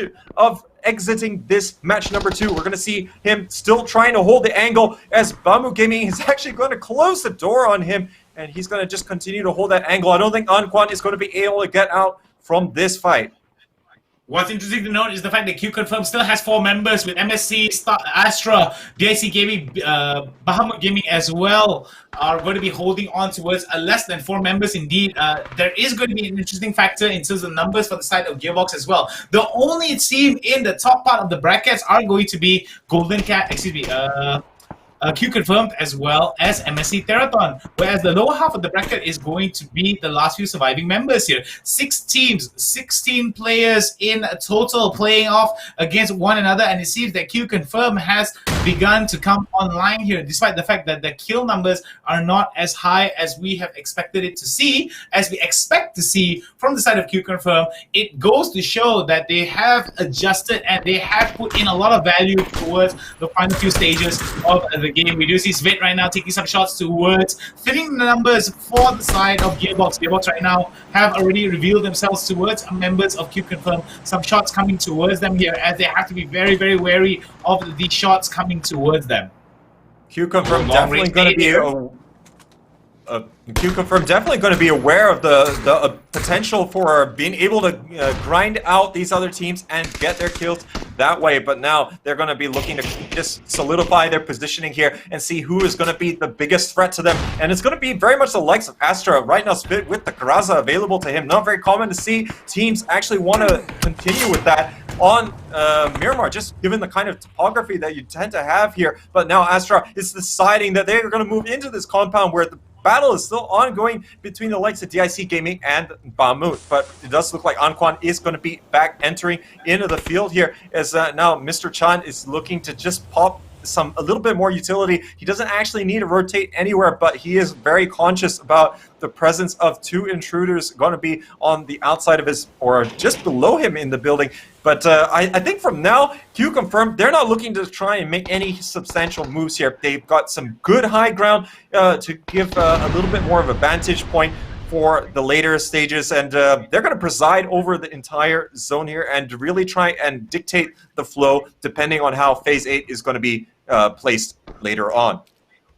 I do like the fact that DIC Gaming's Anquan right now was holding on towards a very, very tight angle. However, it does goes to show that that could be rather detrimental for them, mainly because that it does not allow them to rotate really, really well in some of these situations. Q Confirmed may actually fight off against members of Gearbox who are holding on to the circle, but we do see Bahamut Gaming right now being able to take down Nikos. Very nicely done. Nate there being tossed out. Got to be careful that he does not throw it way too slow here. Nikos has been taken off of the count. Going to go for the underhand throw there, and it's going to be Nikos that suffers the casualty here. Energy drink they're being caught up for the side of Mr. Chan. 5 kills for them in total here. Mr. Chan leading the team with 3 kills in total, and it could be a possibility for the side of Bahamut Gaming to actually score a win here. But you see that numbers are not on the side, considering that Linksy as well as 2 members of DIC Gaming are holding on. Sound cues have already signaled towards members of DIC Gaming that members are already nearby, and you see the MSC Teraton as well has already locked in towards members of Bahamut Gaming. So I do believe that this could be very interesting, as DIC Gaming still holding on to a tight spot here. Bahamut Gaming taken down for the count from the side of Ilonix with some long-range sprays towards him. So we do see Star Astra's Linksy right now moving out. May have to be very, very wary indeed, because some tight angles there being shown from this. Oh my god, Anquan just switches over at the wrong time, misses it out against Astra. Definitely seems that patience was not on the menu for the side of DIC Gaming, but it seems that they started out and it's going to be Astra that gets eliminated 5th spot here.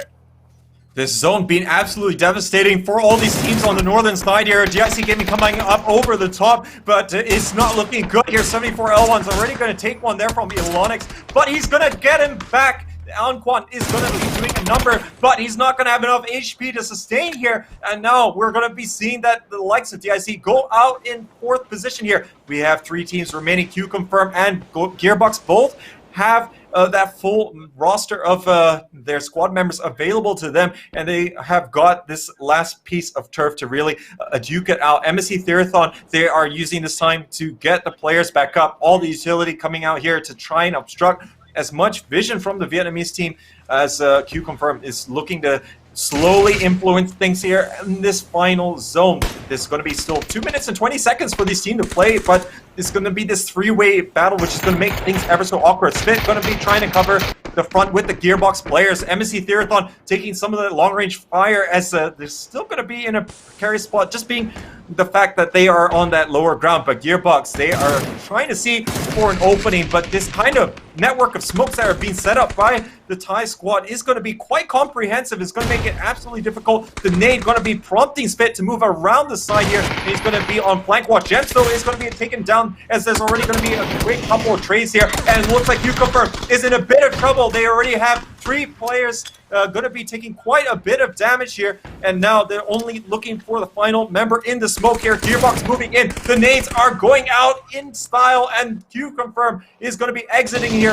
MSC Therathon trying to influence things here, but they're moving in quick enough, and they're going to get eliminated here. Gearbox going to be able to take their first win, and they're going to be able to claim most of their 8 kills in those final few seconds there of match number 2.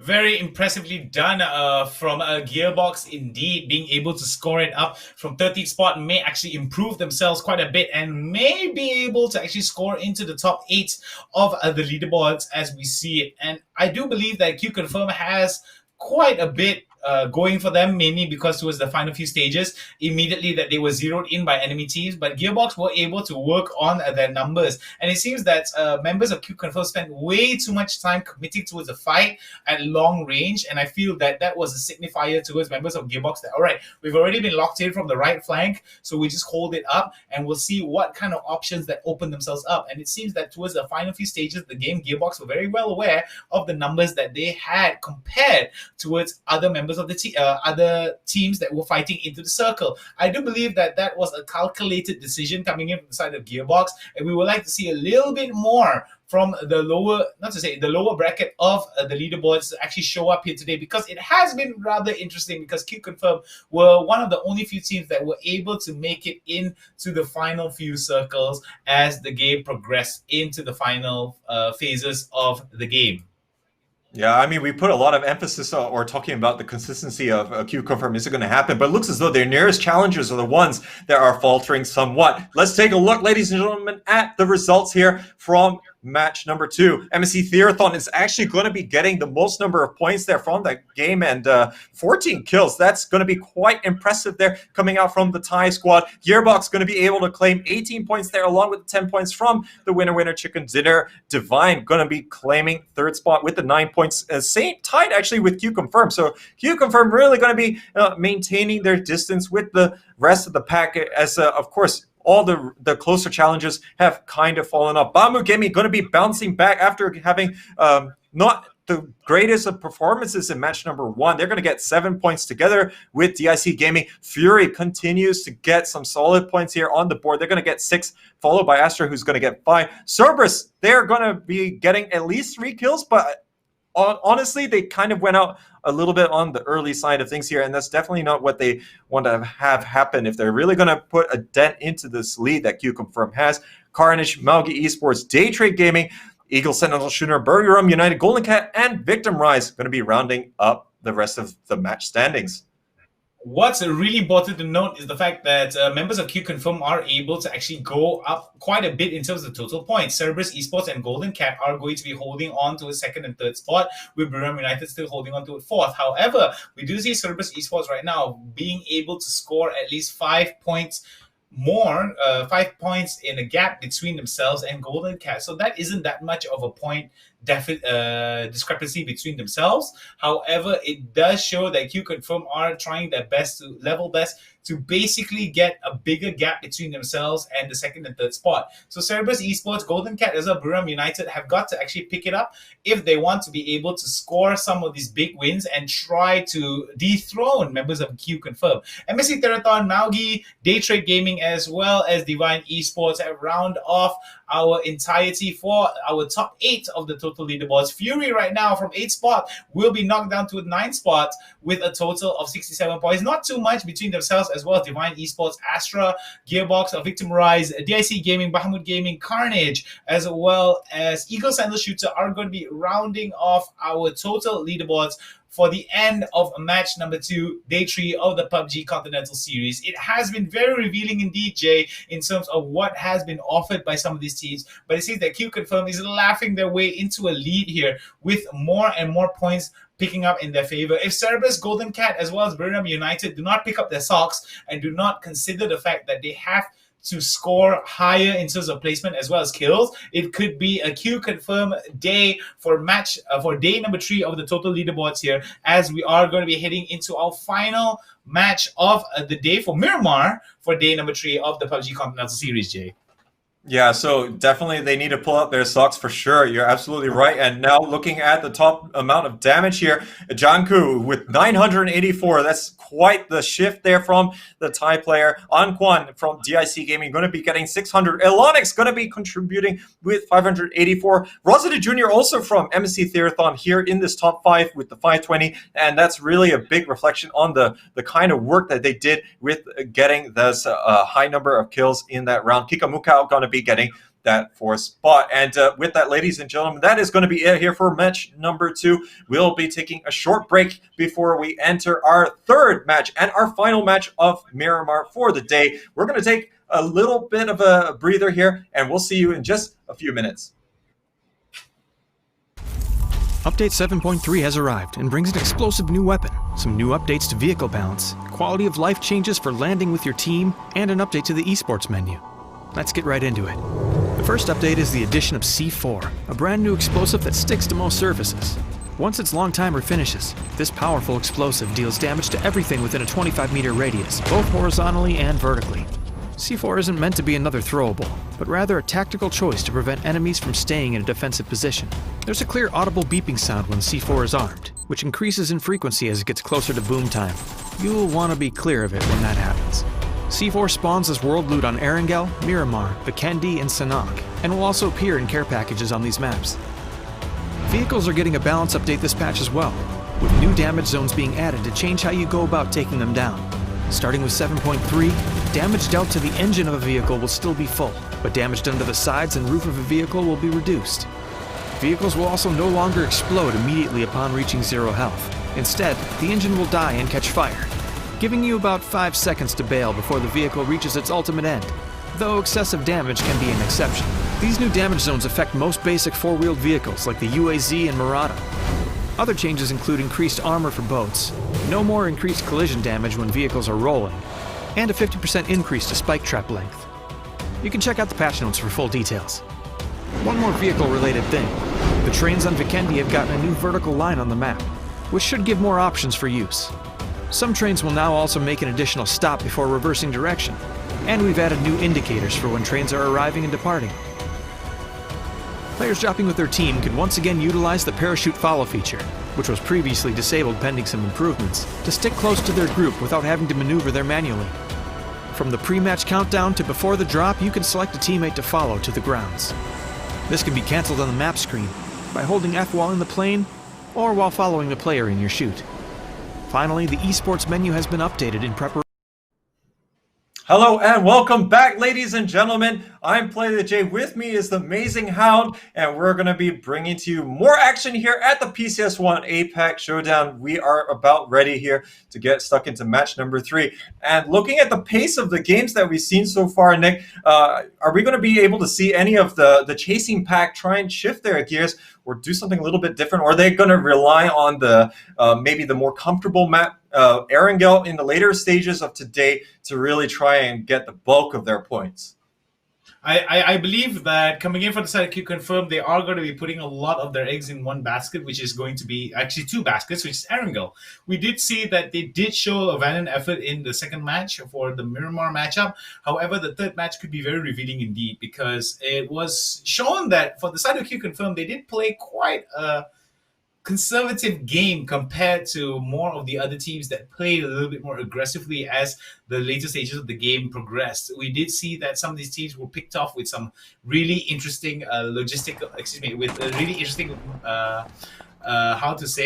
kills here. As we're going to be going into the game, as we're going to go into the replay there, we are going to be checking out the loading the pre-game load up here, and we might actually see this very interesting load up as we are going to go into match number 3. Excuse me, ladies and gentlemen, as we are going to go underway. It is day 3, match 3, our final Miramar match here for the PUBG Continental APAC region matchup, and it is going to be very interesting indeed. And it is going to be coming in from the northeast side, going down all the way to the northwest, going down all the way to southeast.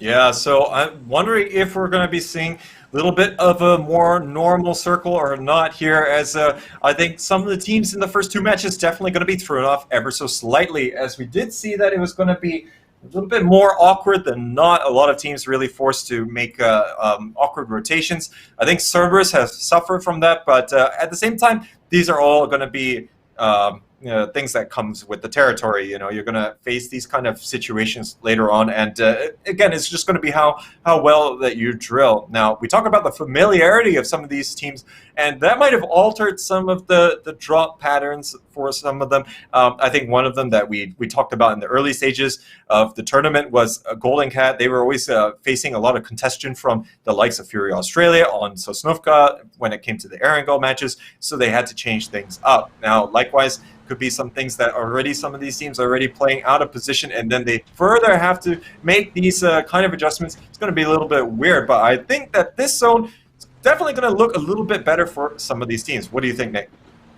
I totally agree with you on this particular matchup here, mainly because of the circle being slightly in the middle, although it does skew slightly towards the northeast side of the entire map. I do like the fact that some of these teams are already in the center of the circle. We did see members such as Cerberus Esports, Miramar United, did go further off in terms of the beaten path compared to a lot of these teams, and they suffered for it big time. So it does show that there is going to be a little bit of urgency in them in terms of the rotation, and I feel that that is definitely going to play in terms of how they want to be moving into the circle, because we did see that members of Cerberus Esports took a little bit too much of their time, and I feel that that was very revealing in terms of them the more time that you take trying to rotate from one spot to the other, the more real estate you give up in terms of you going into the later phases of the circle closing in. So it does prove to be detrimental for some of these teams in terms of not being very proactive in terms of the speed that they're going to be rotating. And we do hope that some of these teams are able to make the adjustments on the fly relatively quickly and relatively faster compared to some of these other teams, because we did see that even teams such as Cerberus as well as Miramar United, despite the fact that they are in the top 4, top 5 spots, they do suffer from a rather interesting decision making in terms of the lack of urgency in their rotations. Yeah, and it's that lack of urgency which, really squeezes them in the later stages of the game. Now, usually you would see that this is very pronounced on competitive matches on, say, Senat, where really the pace of the game is at a breakneck speed compared to, say, Erangel and Miramar. But the same principles are here. The more that you take time in other portions, in the early phases of the game, it can definitely influence the later stages. For example, let's take Q Confirm and some of the good practices that they have. They try and get as into a decent position, and it's not so much that they're going to use that to put a lot of pressure in the rotation phase. They might do it if their opportunity presents itself, but they're not going out of their way to shoot at every single thing that moves. Now, their main game is to try and consolidate good positions, which can be good vantage points. I think you mentioned on the checklist that these guys have, and definitely is very much the case that they want to try and tick these boxes early on, and once they get to these spots, that's for them to set up for even the later stages in the game. So from that, they're going to gather information, they're going to be tracking the movements, and they're going to be plotting their next move. So they're utilizing the time very effectively. So yeah, when you get these teams which are just really don't seem to have any sense of urgency, as you mentioned, that's really them gambling away their aspiration or their ambitions to getting those final top spots for that given match. And I totally agree with you on that, Jay. And I think a lot of it plays into the part that people tend to take for granted how much space, not to say space, how much distance it is to cover on a map like Miramar. It is one of the bigger maps in the PUBG available maps, in the PUBG maps that we have. And the problem is with Erangel playing, I do agree with you, Sunhawk as well as Vikendi, people tend to play at a breakneck speed, and rotations are not as that urgency towards getting into the circle isn't as highly valued compared to a map such as Miramar. And we do see that this could be a very interesting fight here.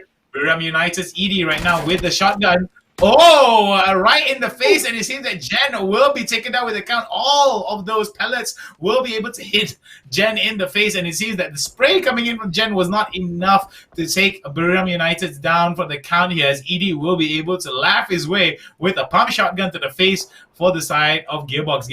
Biodora right now may actually push into member of ED right now as he is going to be holding on towards that spot. I do believe that ED definitely benefited from a very tight angle that he held, and it was definitely goes to show that it's always nice to see a shotgun, which I believe is one of the more underutilized weapons in the entire PUBG meta, actually be used in the early stages of the game.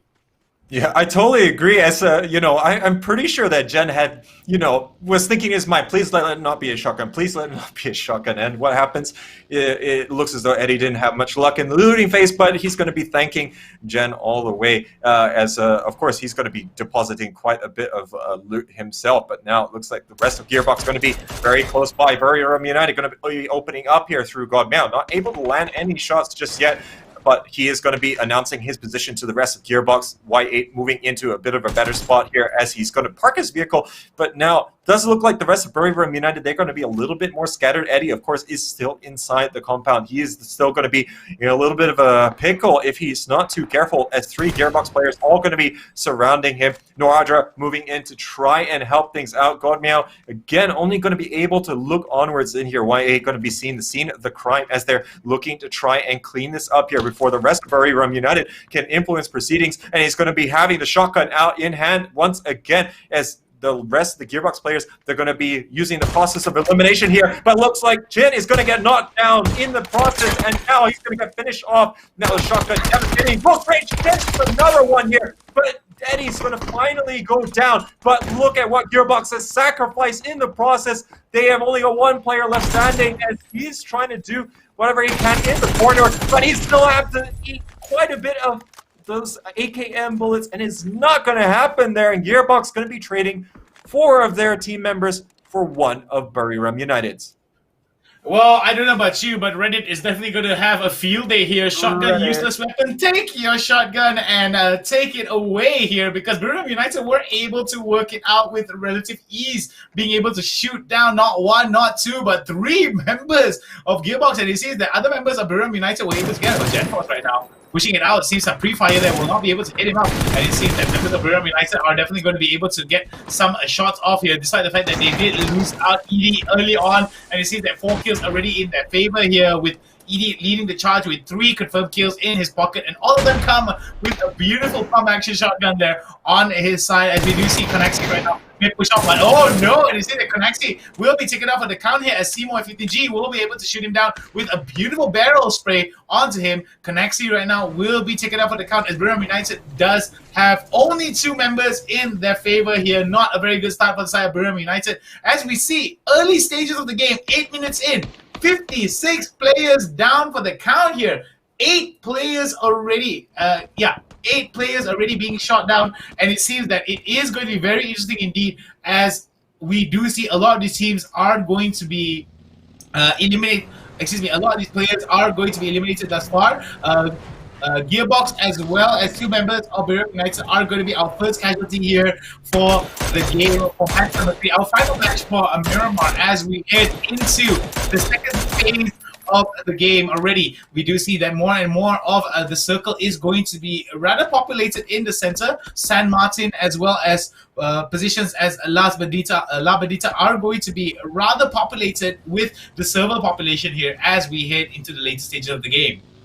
Have to say that the body count here is relatively high compared to the first 2 matches, considering how contrasting the zones were, and Putris is looking to add to that, as now he's trying to spot out Sixtax, who's trying to get his vehicle out from Picado here, but he's running right past Putris. He takes a whole bunch of damage here. I don't think he's going to be able to get away from this one. He's 1 shot from getting completely eliminated. His car is already on fire here, and he's finally going to get spotted out there. The headshot going to connect there, and that's it for Sixtax. Golden Cat is eliminated here in 50th position, as it's also going to be Daytrade and Astra all going to be piling the pressure there onto the Thai squad, and that is Golden Cat's aspirations going down the toilet. I mean, they already were surpassed by the likes of Buriram United with their early 4 kills onto Gearbox, and it's really not working out for the Cats. Buriram United, despite having not such a great start by losing 2 of their members, I think they can at least draw some heart in the fact that they were able to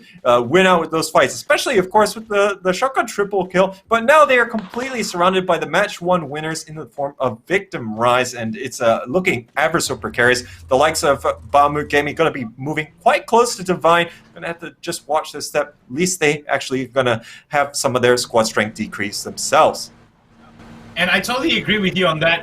Early on, engagements tend to favor teams that were able to mitigate as much of their losses, but it seems that as we head into the later stages of the game, they are put into very precarious situations, mainly because the lack of manpower as well as firepower does not allow for conducive flanking maneuvers for some of these teams, because when you do not have one member, you do not have that flanking option work out well for you. We do see Q Confirm right now is going to be very interesting indeed, because they are going to be holding on towards members of Fury, and it seems that Gems right now may actually be able to communicate a little bit of positioning here for the side of Fury, as Fury right now are going to be holding on towards Minas Generalis, if I'm not mistaken, or the mining yard that could actually put them into a very precarious spot. Linksy from the side of Astra right now puts down Puchius with some beautiful sprays there, and it seems that Puchius will go down in a burst of flame, thanks all too much towards the members of Astra. Beautiful sprays there coming in from them, as Day Trade right now senses a little bit of urgency, may actually push off as quickly as they can here to try to get as much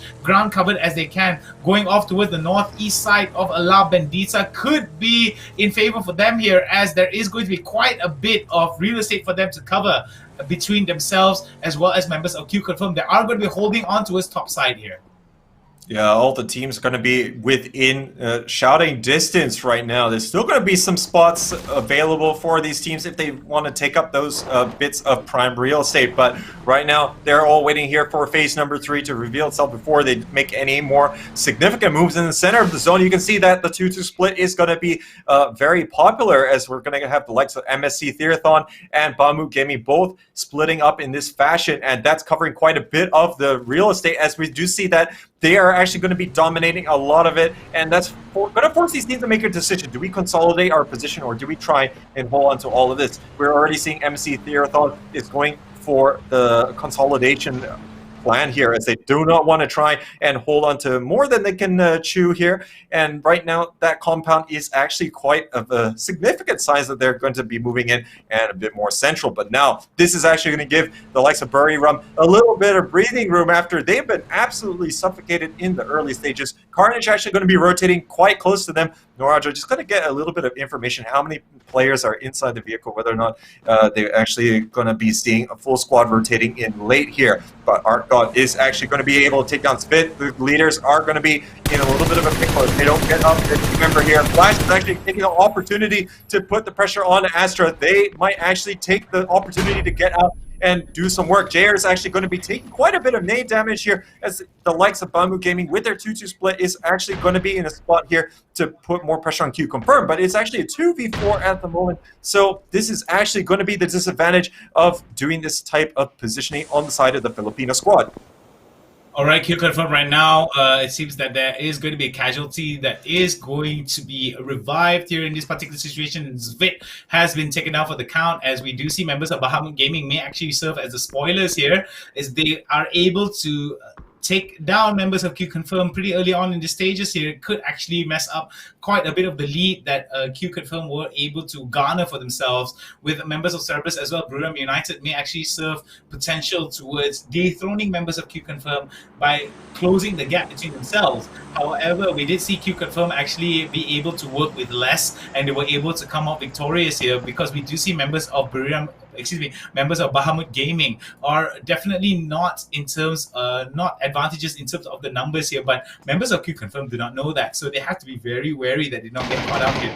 You see that Art God right now going for the sprays, as we do see Svit trying his best to actually get as much information as he can, as Shin Ryuji right now keeping some of these angles really, really tight, and may actually spot out Svit here. He's got to be careful, because the push is coming in from the side of Q Confirm, so he has to be very wary on how he wants to eliminate members of Q Confirm. Very nicely done there. There goes one, but no, it's going to be JS that goes for the return here. Very nicely done. Even though JS were able to take down Shin Ryuji, it seems that Ronan will be able to get the credit here. Very nice nicely done from the side of Fury to be able to take away credits from the side of Q Confirm from a distance away. And we do see Joman right now to go for that spray onto the side of Bahamut Gaming, and it seems that they are going to be bugging out from this situation. Gems right now going for the push, and it seems that Art God will be able to be taken out from the side of Jayers. Smoke being popped out from the side of Q Confirms Gems as they are going to try to deny as many line of sight as they can here, but it seems that Divine looking towards getting some of these long range shots towards members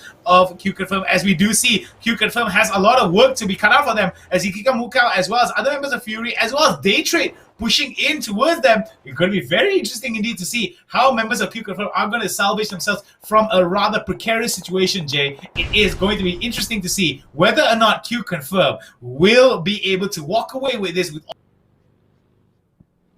But yeah, it looks as though that this is all going to be precarious for all of these teams who do have to move into this zone here. As right now, it is out here in the middle of the field. There's not a lot of cover for everyone. And we're seeing Divine crash into the compound held by the two members of Bahamut Gaming. Already, my boy is down on the ground. Mr. Chan going to be the last surviving team member. What seems like yet again here is going to be upstairs. And Namsi, though, he's not really going to be having a lot of luck. MSC Therathon is going to be able to get in on the action here as they're all trying to make their way into that southern side. This phase 4 is looking absolutely tenacious in terms of how aggressive that is going to force all these other teams to be moving in. But right now, Mr. Chan, he's going to get absolutely pushed here. He's trying to peek from the bathroom side, but he's actually going to be giving away his position now. The rest of Divine all going to be piling through. They're going to use the cover of the utility here as Flashbang not doing its work. Two members go down. Mr. Chan is looking to clean house, but he's going to be able to reload quickly here, and he cleans all of the members there from Divine.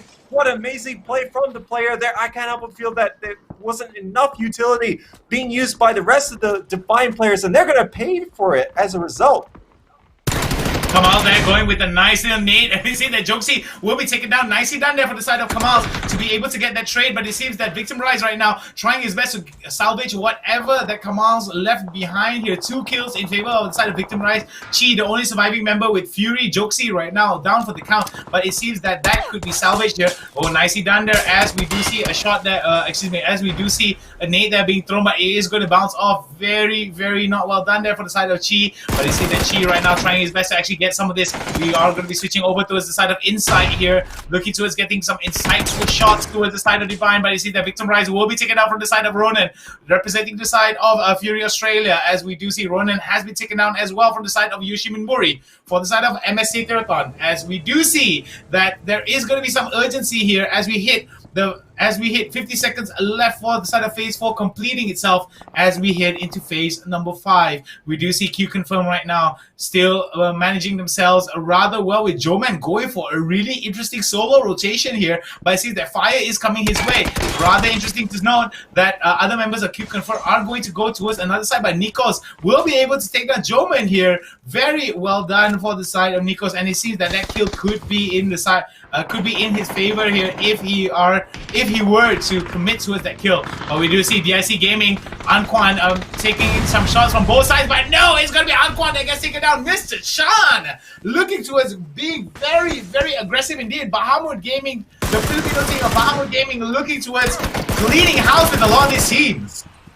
The grit and determination from them. First they take down Divine, now they're putting the influence onto the rest of the members there on the surrounding areas, but now Fury is fully engaging with the likes of DIC Gaming. They're going to lose one player down here. Insight's taking a chunk of damage, but looks like the Vietnamese team is going to be completely wiped here, and that is going to be a lot of the aggression extinguished here on that southern side, as really just the number of players remaining on there is just going to be absolutely reduced. Astra, in the meantime, is going to be all the way there on that northeastern side. They're going to be looking to put a little bit more pressure on the surrounding teams. Q Confirm, they've been taking it quite slow here. They only have the 2 members remaining, as the altercations around them has not been favorable, but they're still in this game. But they have to wait for these other teams to move into a little bit of a better position before they can try and take their place in phase 5, which is corralling all of these teams further north. And there's just really not a lot of favorable spots available to them, but Bahamut Gaming is going to be paving the way through Mr. Chan. Is there anything that this guy can do? He's going to be able to find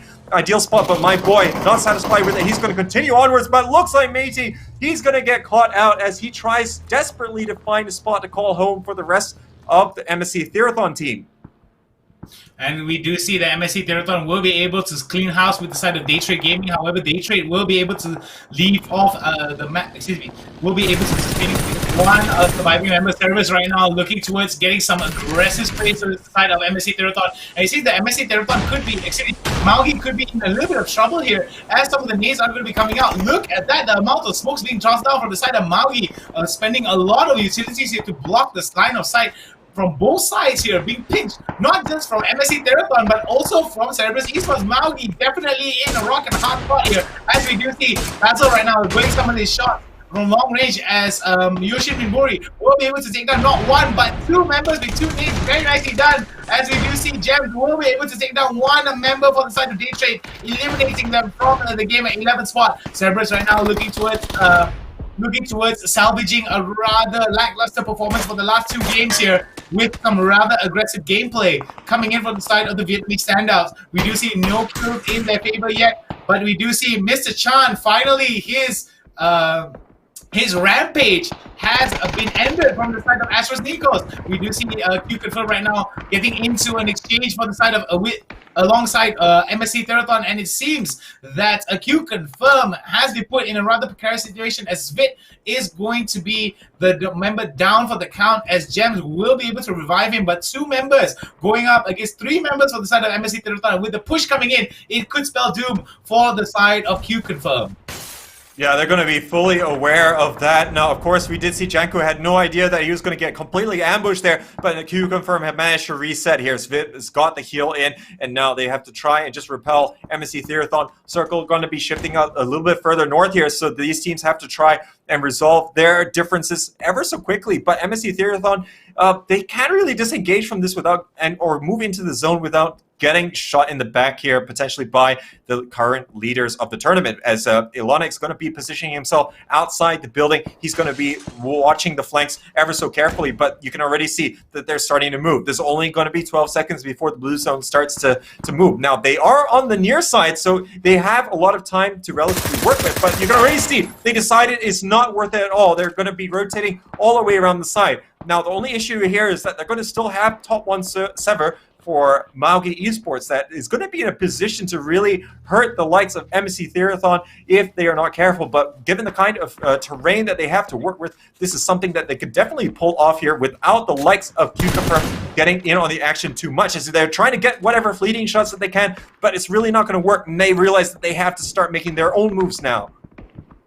As we do see that coming in for the side of MSC Therathon, they are going to try their best to hold on towards this position, and I do believe that members of Q Confirm right now are going to be holding on towards that spot, but it's only a matter of time before members of Q Confirm have to move into a better position. We do see that MSC Therathon are going to be very proactive in terms of how they want to be pushing it out, as we do see members of Q Confirm are going to try their best to move out in this position, but it is rather precarious because there is quite a bit of defilade for them to work with, but members of MSC Therathon are going to be holding on to the left flank. So members of Q Confirm playing it very sneaky indeed here, as MSC Therathon are going to try their best to hold on to this position. We do see Q Confirm right now, Gems tossing out those nades, Svit coming in from the back, opportunity to backstab coming in from the side of Svit, will be able to take out Ilonix, and it seems that members for the side of MSC Therathon are going to be caught in a very precarious situation here, as members for the side of Q Confirm pushing it out. Gems has been taken out from the side of Noandra, from the side of Miramar United, and you see that Q Confirm has been eliminated at 10th spot. This is going to be very interesting indeed, as MSC Therathon will be able to move up in this particular situation, with members of Cerberus will be able to get a stifle on them here. Nicely done, as you see that the right flank has fallen for the side of Cerberus Esports. Could be rather interesting, as Miramar United looking towards serving themselves a third party special here towards members of Cerberus as well as MSC Therathon. MSC Therathon with two members down for the count, one surviving member here, as we do see Fury right now pushing up towards the 6th spot here with some rather interesting kills and a numbers advantage that could win them the chicken dinner if they hold on towards the position. Jokesy, Ronan, as well as Insight will be holding on towards the center of the circle here, with Bahamut Gaming's My Boy holding on towards the edge of the circle, with MSC Therathon being able to being taken out from the side of Cerberus Esports at 9th spot, with Maugi Esports as well being eliminated at 8th spot. 7 teams, 16 players. We're gonna have ourselves a hell of a final few circles, Jay. Absolutely, and Cerberus really getting in on the action now. They're cleaning up all of these solo squad members. Noradra, though, is going to be able to get Subang down as he's getting caught out there, not able to spot out the lone Buriram United player. 8 kills so far, 4 already for Noradra, so that's a good haul there, as he was absolute thwart in the side of MSC Theatrathon, and it looks like Entry Fragger going to finish off Monty as the last member of Carnage is going to actually get eliminated here, but looks like more players going to get spotted out there as Astra looking to continue to see if they can preside over this area in dominant fashion. But it's still going to be a few teams that have to move in. Currently, Fury Australia does have quite a bit of that positioning there, but they have got it a little bit spread out here. But the shots there on the extreme not going to work out there, as now Fury is going to have one player down for the count. But look at all this fighting around them, as we're seeing My Boy going to be taking down Extreme, as this entanglement of the teams on this northeastern side is being absolutely detrimental to all their aspirations here. And now it looks like Cerberus resetting themselves. They're going to be able to claim some, but Basil takes one too many there, and despite his pad tanking a little bit of damage, it's not going to be enough, and Cerberus going to have to put the brakes on ever so much here, but they still have got to contend with all of this open ground to try and move into the guns there of Fury. Very interesting indeed what is happening here. Buriram United, Nordra scoring a 5 in total for himself, as we do see Eagle Sensor Shooter right now in a very precarious spot. Nordra showing himself that he is able to maintain quite a bit of a spot here. 10 kills in total for the side of Buriram United. Definitely a killing spree for them, as we've seen time and time again. Numbers advantage does not matter for the side of Buriram United here, as Nordra being very, very aggressive and very proactive indeed, working with as much information as he can, but it seems that standing in his way is going to be members of Astra, Fury, Bahamut Gaming, as well as Cerberus Esports. It is going to be very interesting indeed, as 5 teams with 6 alive. The only team with an extra number here is going to be Astra. Will they be able to work with the numbers advantage and gain as much information as they can to try to mitigate whatever dangerous positions that they put themselves in? We will have to wait and see, as we are going to go into phase number 9 relatively soon here, as we do see restrictions is going to start relatively soon, with Bahamut Gaming being eliminated at 5th spot. 4 teams, 5 alive. Still, there is going to be a definite advantage towards Astra, but no, Nordra showing what's up as he thins the numbers here. It's going to be a 4-way fight here between Cerberus, Buriram, Fury, as well as Astra. All of them with only one member. The amount of information is limited between them. They do not have any wingman to give them as much information as they can, as Nordra right now. 11 kills in their favor, and this could be a very strong opportunity, because if they are able to take down Cerberus here, this could be where Buriram United will be able to steal 2nd spot away from the side of Cerberus Esports, but they have to eliminate Cerberus Esports first in this particular situation. 11 kills in total for the side of Buriram United. We do see that we did say early on today that Buriram United does have the opportunity to be the dark horse in this particular matchup here, and it seems that that is ringing true for them, but it is all dependent on whether or not Smell gets eliminated first before Noradra. So Noradra already with 7 kills here, not quite at the Haisaki level of kills that we saw in match day number 1, but now this is looking very much like a solo, a PUBG solos public match here, as we have full 4 singular members from their respective teams, and we're currently looking to see how they can influence things. Nikos here and Smell going to be furthest towards the edges of the circle, and this is going to really prompt them to be the ones to first move. Nikos' position is going to be well known just by all the smokes there are being popped up. Noradra is known, but Smell, he's taking one too much. Noradra absolutely on fire. He's going to be able to take down that last member from Cerberus. A much better performance from them compared to the first 2 rounds, but still no cigar. But now Ronan, he's also going to be spotted out, as this 3-way fight, is it a story of good, the bad, and the ugly? We're seeing Nikos running from whatever little bits of cover exist right now, and he's actually going to have to continue running as 4 utility coming out. Ronan is going to be able to connect enough shots there, and now it's left a 1v1 here between Fury Australia and the likes of Buriram United. Oh, very good shot there coming in from the side of Ronan, trying to get his best level shots here, but it seems that the amount of peak capability for the side of Noadra isn't as high. We do see Ronan right now being very proactive indeed. It is going to be a one-on-one here. Who will it be? Will it be the Australian standouts or will it be the Thai standouts of Miramar United? And he sees that some shots that are coming in from the side of Ronan will not be able to damage him, and we do see that it is going to be Ronan that has the HP advantage over him. No shots coming in. Ronan right now landing some shots, but will not be enough. They're coming in from the side of Fury. Flashes coming in, and Ronan already blinded for the count here. Could it be Miramar United or could it be Fury? We shall have to wait and see. The numbers are definitely in favor in terms of HP for the side of Fury. Another flash dropping onto him, but we do see that there's going to be a good shot there coming in from the side of Miramar, and you see that the tie here is getting smaller and smaller, and you see that Fury right now, very interesting indeed, coming in from the side of Buram, as they are going to try, as he is going to try his best to actually get the flank onto him.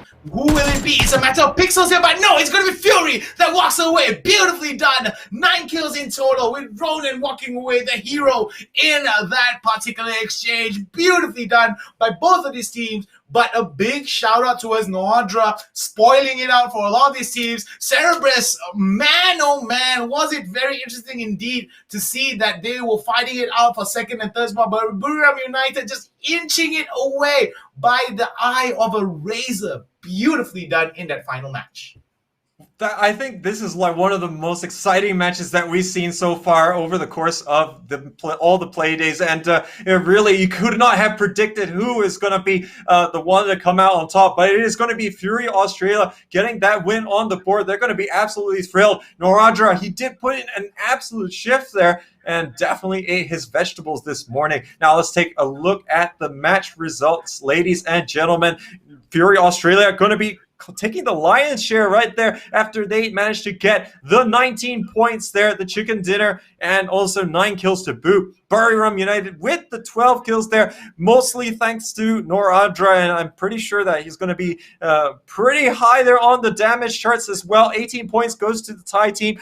Astra also putting in some work here in match number 3. They're going to be able to get 13 points for the trouble. Bamu Gaming, they're starting to really warm up in this round, but is it a little bit too late here, as we're already going to be moving on to Erangel segment. They're going to get 10 points together with Cerberus Esports, and Cerberus Esports, they've also been warming up, but I can't help but feel if they're really trying to challenge for that top spot, they kind of need to get more than this. They're only able to get 5 points closer to Q Confirm, who are only able to manage 5 themselves in this game. MSC Theathon, they're going to be dropping down in terms of the number of points for this match compared to the previous one where they got double-digit kills.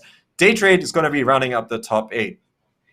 Beautifully done there. As we look at the bottom half of this match leaderboard, is going to be Eagle Sentinel Shooter as well as Victim Rise. They are going to be sharing 9 and 10 spot. The Indonesian teams are going to be enjoying 3 and 2 total points, as we're going to be looking at Carnage with 2 points, Divine Esports with 1, Gearbox with 1, Maugi with 1 as well. DIC and Golden Cats, unfortunately, were eliminated really early on with no kills whatsoever. Rather unfortunate for the Vietnamese and Thai team at the bottom 15 and 16 spot. However, let's take a look at the overall match leaderboard and let's find out how that is going to change. As we do see Q Confirm is still going to be holding on towards that first spot. However, not too far behind is going to be Rum United that were able to knock down Cerberus Esports with a very interesting performance. What is very interesting to note is the fact that Fury right now, they were at 9th spot, were able to climb up to his 4th spot. So it goes to show that the Australian team of Fury are, for the lack of the better word, furious and savages, because they are able to get some consistent amount of performances here and a consistent amount of kills that netted them quite a high number of points. We do see that Golden Cat, MSC Theraton, Maugi Esports, and Astra are going to be rounding up our top 8 of the leaderboards. As we go into our bottom half of the total leaderboards, it's going to be Daytrade Gaming, Divine Esports, Gearbox, Bahamut Gaming, Victim Rise, DIC Gaming, Eagle Sentinel Shooter, as well as Carnage. Rounding off our total leaderboard for the end of match number 3, our final Miramar match of this the PUBG Continental Series Day 3 matchups. Yeah, and moving on to the top damage dealers, Norandra, as predicted, is going to be the top player here in terms of damage dealt with 1,095 points. He did absolute work there on the rest of the competition. Zoidmate is going to be in second with 631. Basil is going to be in third place there with 533. It's nice to see representation from Cerberus here once again. Mr. Chan is going to get 518. And let's not forget, a lot of that went in towards Divine Esports, who had a miserable game there after 3 players all falling onto Mr. Chan's barrel there. And Joxy, he's going to round up the top 5 there after he's able to get 508 himself there. So Fury Australia, very impressive here in match number 3. They get their first win of the tournament, in fact, and they're definitely looking to get into those top 3 spots here, hopefully by end of today.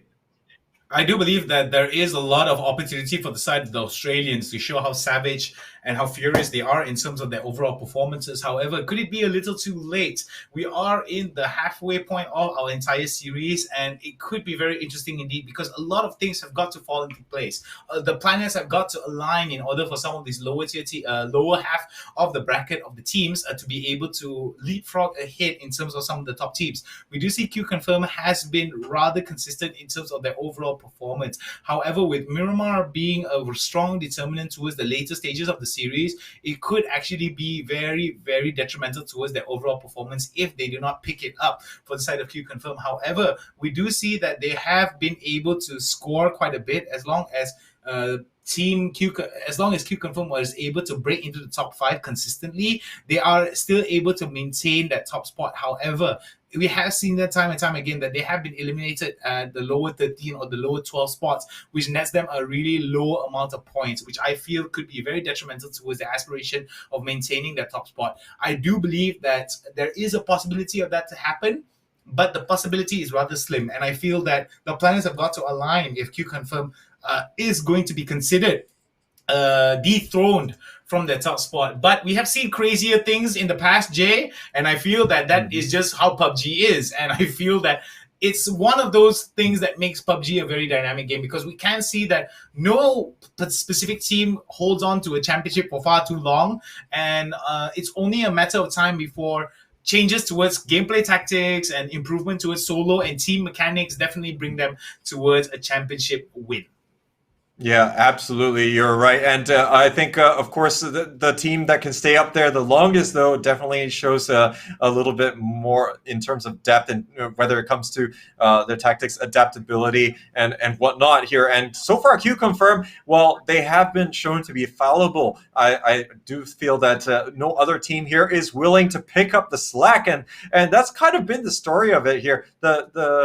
The other teams, they're in the top 5. They've just not been able to make up their mind if they're going to be able to have a consistent run themselves. This now, Buriram United have firmly moved up into that second position. Okay, I say firmly, but it's only a couple of points difference. But I think it's a long time coming, looking at how the likes of Cerberus have been performing here. Now, they've done better, but this is definitely not what they need to have happen. But Q Confirm, they've got such a comfortable lead, 32 points. It is a bit smaller than how they started the day, but I think they're not going to be super worried about this, because they've been able to get a decent number of points from each of these games, even if they're not performing well. Last game, they went out relatively early in 10th position. They've managed to get 5 kills, so that's going to help soften the blow. But 32 points is not a lot. I think we've seen from some of the big wins that come out, that's going to yield you an easy 20 points. And any of these teams can easily jump up.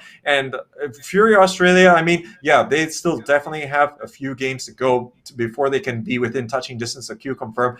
But so far, they're definitely looking as though they're having an amazing match day number 3. Yeah, match day number 3 has been rather revealing for the side of Fury Australia. It seems that the rest time that they had between days 2 and 3 is definitely very, very conducive towards improving their overall tactics. I think a lot of it definitely revolves around the fact that they put in quite a bit of their eggs in 3 baskets, which is going to be the Miramar matchups. However, it is going to be Erangel that is going to be our final 2 matches and maps of the day. So that is going to be very revealing indeed, because we have seen time and time again that Q Confirm were able to wipe up the entire match leaderboards with really interesting kills as well as really good rotations that definitely bring them a consistent amount of wins. Could it be another chicken dinner on the menu for the side of Q Confirm? We shall have to wait and see, as we're going to go take a short little break. I am the Hound. He is player of the J. We're going to be back with more PUBG action, so don't you dare go anywhere. 안녕하세요. 大家好. Xin chào tất cả các bạn. We're PUBG eSport fans. Hi, PUBG eSports fans. 4개의 권역의 최강자를 가리는 PUBG eSports 대회. Vòng khu vực APEC, PUBG Continental Series 1, North America Grand Final, PCS1 Đông Á洲际赛, PUBG Continental Series for Europe. World Cup June 25th. 6월 26일 개막합니다. Kommer starta 27 juni. 2 hafta boyunca Perşembe ve Pazar günleri arasında devam edecek bir maç programımız var. Kaçırmayın. Mark your calendar and stay tuned. Отметьте даты в своем календаре и будьте готовы. PCS1 많은 응원과 시청 부탁드려요. And we're back. A very short break indeed, because we want to be bringing you all of the action here, coming to you live from the PUBG Continental Series, day number 3, with me, Hound, and him, player of the J. It has been a very interesting turn of events here as we are heading into match number 4, our second last match of the day. And Jay, what do you think about this flight path? Is going to be very revealing indeed to see how some of these teams are going to be dropping off. And we look at that, Ronan, as well as other members of Fury right now, looking towards going towards Sosnovka Island.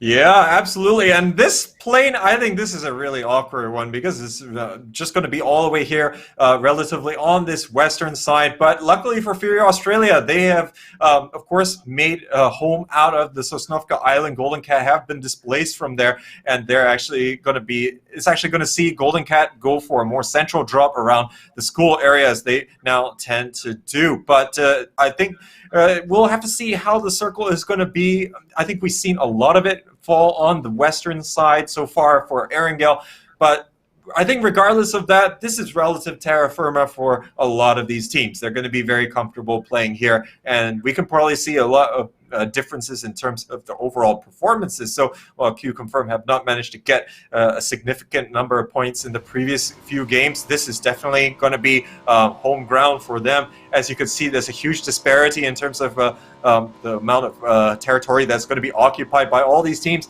And I swear we have seen this circle quite a few times. In fact, with this same group of teams, is actually going to be covering quite a bit of the island, but it will be, again, forcing a lot of these teams to really think about their rotations. I wouldn't be surprised to see if some of these teams on the central northern side maybe go for some of these extreme rotations, like we saw in the previous days, where actually they went on the eastern bridge to Sosnovka Island and out the western side. And I do believe that with the circle acting out, popping out the way it did, it is going to add a little bit of fire underneath the feet of some of our players here. As we're going to be watching toward the damage proportion, it is going to be Q Confirm, Miramar United, Fury, as well as Cerberus Esports that are going to be ranking up the top 4. Very interesting damage proportions indeed here, with Joman, Anoadra, Joxi, as well as Haisaki definitely enjoying quite a bit of differentials, but Noadra definitely the biggest differential, with 36% of the damage proportion that he delivers to his enemies, higher compared to the rest of his teammates of 23%, 21, and 20%. Very revealing indeed for the side of Miramar United. And I think mainly all of those numbers came from that last game alone for the side of Noadra playing on Miramar United. Yeah, absolutely. I mean, he managed to break 1,000 points worth of damage in that one round alone. Still, definitely no surprise there that he is helping to carry his team in terms of the overall damage. Look at that. He's leading with the 4,695 points of damage. But look at Q Confirm. They're going to fill out the rest of the top 4 spots there. And yeah, Svit, he's all the way down in 7th position. So Q Confirm very consistent across the board here, and always feature in our top damage charts. But we'll see if they can perhaps catch up to Noradra in this game. Q Confirm going to be dropping in Pochinki and having a relatively comfortable rotation. They're definitely going to be a little bit more practice on this side. Lixie is going to be featuring in that top 5 as well. And that goes to show that Astra, they have really been taking quite a number of fights. Definitely not daunted by the level of competition that we have been able to bestow upon our gaze over the last couple of weeks. All right, so we are going to be looking towards the members of Maugi right now. They are going to be interesting spot. They are dropping in the last spot of Oceania, Poliana, whereas now they're going to be dropping into North George. So it is going to be interesting indeed that it is going to be North George that is going to be where they are going to be dropping. Personally, when it comes to playing in public, I do not like covering North George when I'm playing my squads, mainly because of the amount of buildings as well as real estate that we have to cover. However, with at this level, we do see that teams are able to sustain themselves really, really well, and the amount of response time that they have between spots is definitely a lot higher compared to some of these other teams moving up. And you can basically see that the amount of confidence that they have being able to drop in a spot like Yasnaya, that is normally highly populated in a public matchup or even in an esports matchup, right? It does go to show that they are able to sustain really early on, and it's a race of time. Whoever gets armed immediately will definitely have an immediate advantage in some of these situations. We do see Day Trade right now trying their best to get as much as much equipment as they can before moving off. We do see Miramar United's Konaxi right now bugging out quickly, as we do see members of DIC Gaming may actually put in a little bit of aggression towards him. Some fire coming in towards DIC Gaming here as 74L1 switches from the front seat to the back seat, trying to get some shots away towards Konaxi, but will not be able to land anything and will not punish Konaxi way too hard. Yeah, best K-Mine impression not working out there, unfortunately, but he's going to get away. Vanotica going to be continuing by himself here, all the way on the Primrose side of things. He doesn't have to worry too much about the rotations. He is going to be quite central, but again, is still finding a spot for the rest of the squad. As currently no one there. MSC Theathon, though, is going to be doing a soft bridge camp, as they're also predicting that teams are going to be moving down from that North George side of things, but Turtle is going to be able to successfully get over there and get into a bit of cover. Nikki and Numsy, though, they're going to have to reconsider their options, as they are actually going to stop on the bridge here. Well, Turtle is going to try and survey the surrounding area, see if he can give a little bit more information on the rest of MSC Theathon, but it doesn't look like they want to try and stick to that hard bridge camp, as of course they only had one member there. So if the likes of Namsi and Nikki do push down, they're going to be in a little bit more trouble. But you can already see that this is already pulling Levi's to come back and see, does he need to try and influence some of the proceedings that could take place, as these teams are still not anywhere close here to face number one. They really need to think about the bigger picture as well, but I think they have managed to pleasantly disengage compared to maybe some of the other altercations we've seen so far in our matchups. And I totally agree with you. We do see that members of Divine right now are going to be in the south of Georgia, if I'm not mistaken. So they are not going to be punished off really hard. We do see members of MSC Theathon are pretty much nearby, but judging from the amount of players as well, teams, we are not going to see the similar pacing like how we saw in match number 3 of the Miramar matchups, where we saw teams getting eliminated really early on. And this actually signifies to me and signals to me that we are going to have a very interesting mid-game exchange here. Astra right now holding on towards the bridge and setting up tents there, and it could be members of Victim Rise that could be victimized in this situation, considering that members of Astra are watching overhead. Oh, GenForce right now throwing a nade onto a spot here. A little bit too early. Oh my goodness, almost so close though, almost a second away. GenForce calculated that really, really well, but will not be able to take advantage of it. Zoidmate right now lurking behind and may actually take advantage of the situation and try to steal it away from members of Victim Rise. Wow, the actual setup here from Astra is actually quite impressive. Zoidmate getting into that position here to be able to try and help his team members there. GenForce taking a bit of damage. He's not actually too close to the rest of his members who are going to be scattered outside of the water town and further down the road. Now, this is going to give Astra some time to set up and see how they want to try and approach the state, but they cannot account for all of the members there from Victim Rise, and definitely feeling as though that this is probably just something that they should get away from. GenForce almost with the big brain plays, not able to get that vehicle kill. Nikos getting away, but now Chimoy also giving away his position, trying to see can he land a few more of the shots. He gets one connection, but not going to be able to land any more. And Rozok, we are here on the peripheries of phase number 1, and it's already starting to heat up. Kikamukau and the rest of Fury Australia finally moving off from the Sosnovka Island as they're looking to see how things are going to be changing up. Looks pretty neutral, and it covers quite a bit of area that's not going to be playable, but Kamal's actually going to get knocked out of the vehicle there, and Nikos is going to be able to get some revenge for that early damage taken.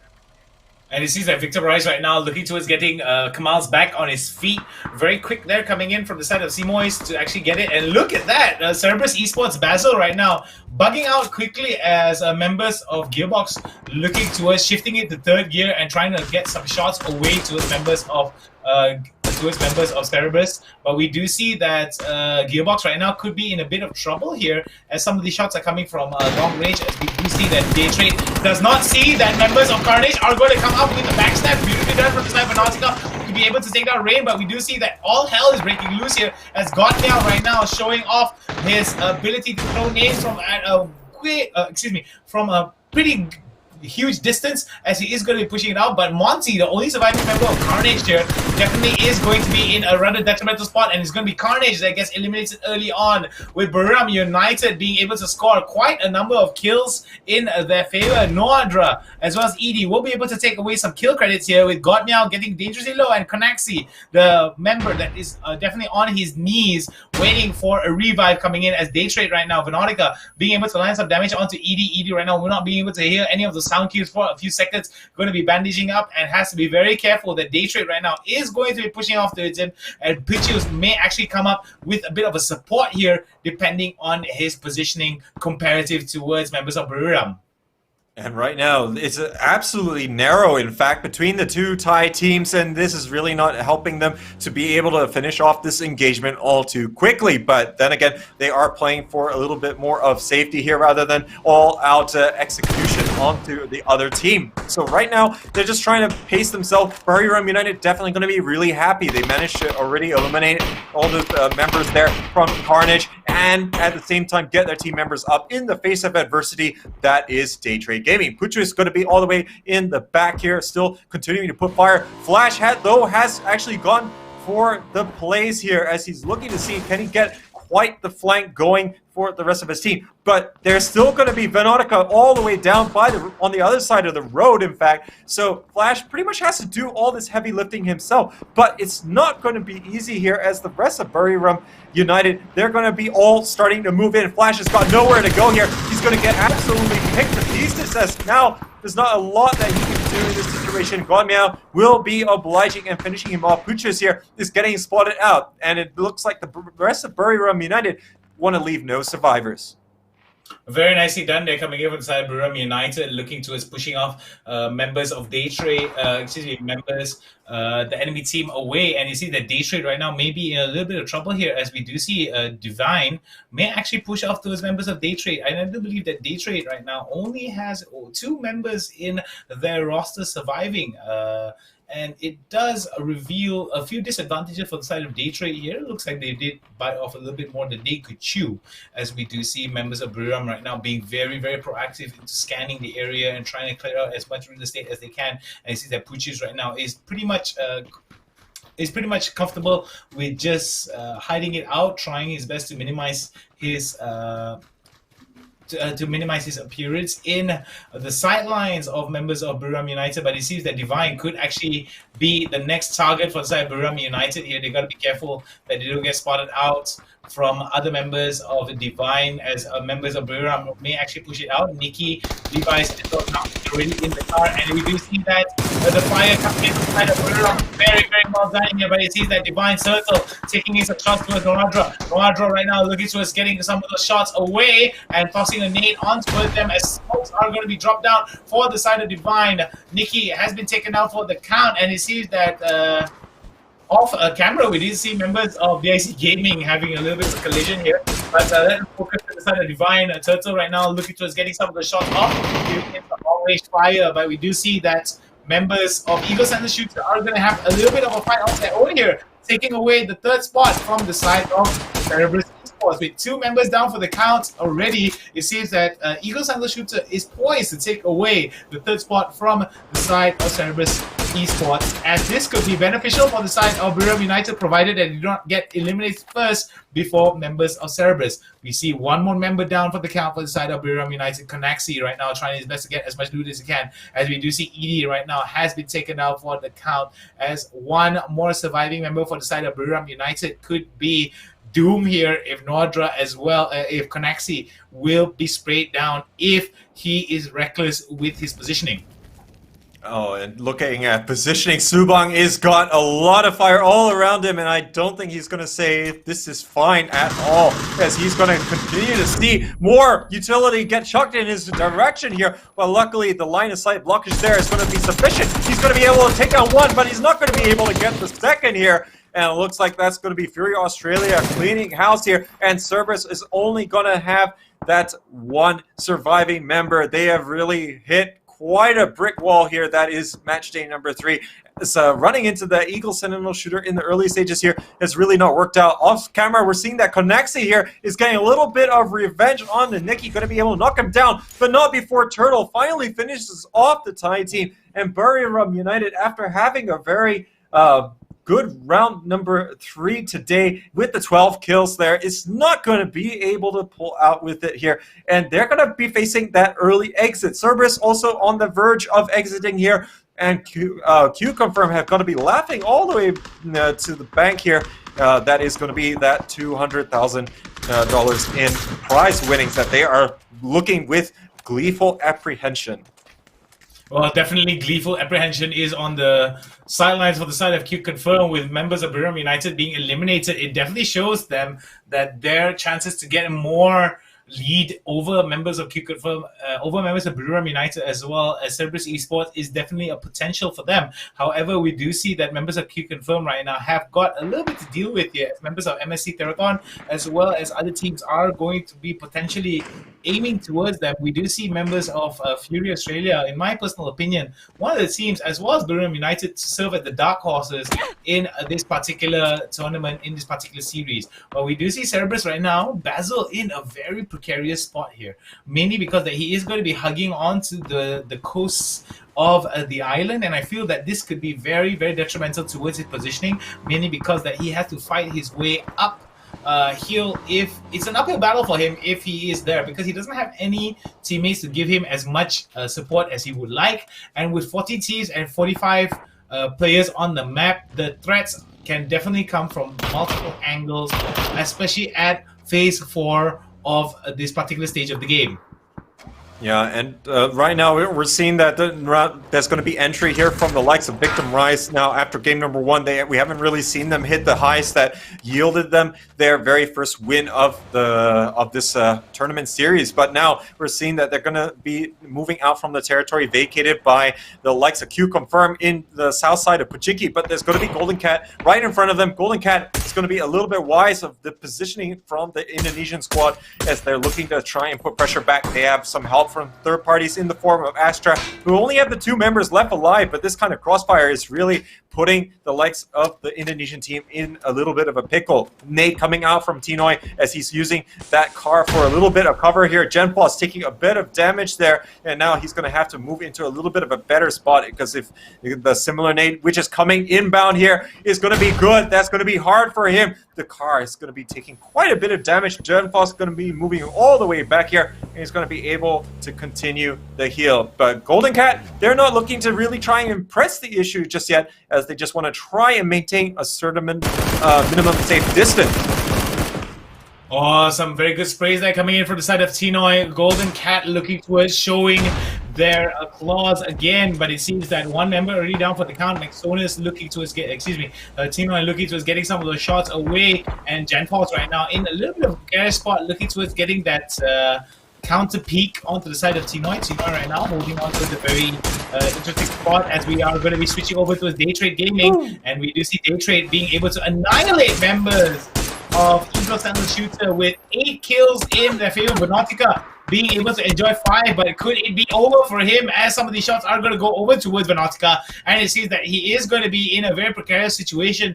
that he does have quite a bit of defilade to hide behind, as we are going to be watching for the side of Fury, as Insight is going to be crawling on all fours and calling up for a revive here, but it's going to be very, very careful that they do not expose themselves. Oh, it seems that Kamal's right now. A little bit of a mistake coming in from Kamal's, destroying his opportunity or his ability to basically move effectively, but it does give him a solid cover to hide behind. Yeah, it's good that he didn't get punished there. Otherwise, he would be absolutely regretting that decision there. But luckily, it didn't work out. It did work out in the end. But now we are going to be seeing that the circle here shifting all the way up to this western side. Definitely going to be to MSC Theathon's and Q Confirm's liking, as of course they do have that high ground positioning and a fair amount of cover as compared to, say, moving down towards the Gatka grasslands, or the farmland rather. And now we're seeing that Golden Cat is already on the move. They are already disengaging quite quickly from this altercation, but they are getting into another one here. It's the likes of Q Confirm. They're going to be able to spot them from the high ground. DSC Gaming also getting in on the action. They're going to finish off 6 stacks right now. Maxonis also trying to get out of dodge, but he's actually right back where he started, and that is absolute nightmare town right now, as he's going to get finished off by Genfos, who's still in exactly the same position there, as that's going to be the likes of Victim Rise getting in on there. But Bamu Gaming, they're in trouble. 2 of their members going straight down. The whole team of Fury Australia is in town, and they're going to continue rotating onwards. Looks like Basil, he's finally going to expire from the blue zone, and Cerberus yet again is having a very lackluster game. And I'm not sure what they have to do to try and change things up again, but I think they have to go back to the drawing board. And this is going to be a huge problem for them, mainly because of the fact that the consideration of pushing into the circle could actually put them in a very dangerous situation. Fury Australia already eliminated at 11th spot, and it seems that their opportunities to get more and more points may be stifled a little bit with their rather quick Bahamut Gaming going up in burst of flames. Beautifully done from the side of Gearbox, putting it into 5th gear and eliminating members of Bahamut Gaming, but we do think Keeper still on top here. Very nicely done from the side of Jen, being able to get a nice spray onto the side of Puchius, and it was going to be Puchius, the last surviving member of Day Trade, that signifies their exit, as we see members of Gearbox right now being very, very aggressive indeed with some of these long-range shots to take down members of DIC Gaming. 74L1, the latest member to suffer long-range shots from the side of Jen, as we are going to be looking towards members of DIC Gaming now taking in a little bit of damage. Anquan right now in the middle of Hellfire, and it's going to be Anquan that is the last surviving member and signifying the end for the side of DIC Gaming. Astra as well is going to be ended at 7th spot here, as we are going to be finalizing our final Phase 5, as the map has been restricted, with Gearbox enjoying a very, very thin circle in their favor, and they don't have to worry about the potential of a flank, of a backstab, and they have to only worry about their right side flank from the side of Victim Rise. Q Confirmed directly opposite of them, so this could be very interesting indeed. Maugi as well as MSC Theathon have got to basically cover quite a bit of ground here and has to fight their way in, with Q Confirmed acting as gatekeepers very, very hard against members of MSC Theathon. Yeah, Gearbox are going to be licking their lips here, as this game looks like it could be their 2nd win of the tournament and 2nd of the day as well. But now, looks like this opportunity for the likes of Q Confirm to put the finishing touches there onto MSC Theathon and perhaps even Maugi is definitely on the cards. But right now, they have to be a little bit cautious themselves, as they have to try and get inside the zone, while at the same time have to watch for the backstab potential coming out from these teams. Victim Rise also could influence things, though they are going to be a little bit further off, and definitely going to be the priority for the likes of Gearbox. But now Gems here finally going to be able to spot out Maugi Esports, as they're going to be moving in, as they're all the way down the side of the hill. Now this is going to be exactly where Q Confirm is going to have to make some critical decisions, as now MSC Theathon is also making their move, and whether or not they can divide and conquer between both of these teams trying to assault their position at once. Gems trying to unleash there with the SLR, not able to land there, but it looks like this fit who's going in for the monstrous flank here. It's going to completely envelop this side here with the MSC Theathon players, and this could be exactly what they need to be able to try and finish this. All the nades are coming out here. The underhand throw might be able to do it here. They're all running over the top here, and they're going to be able to finish off MSC Theathon in lightning quick fashion. And as we see, MSC Theraton is going to be eliminated from this game. We do see Q confirm right now. Svit has lost one member. Q confirm has lost one member in Svit, with Gems right now being able to take down top 1 server with a beautiful spray.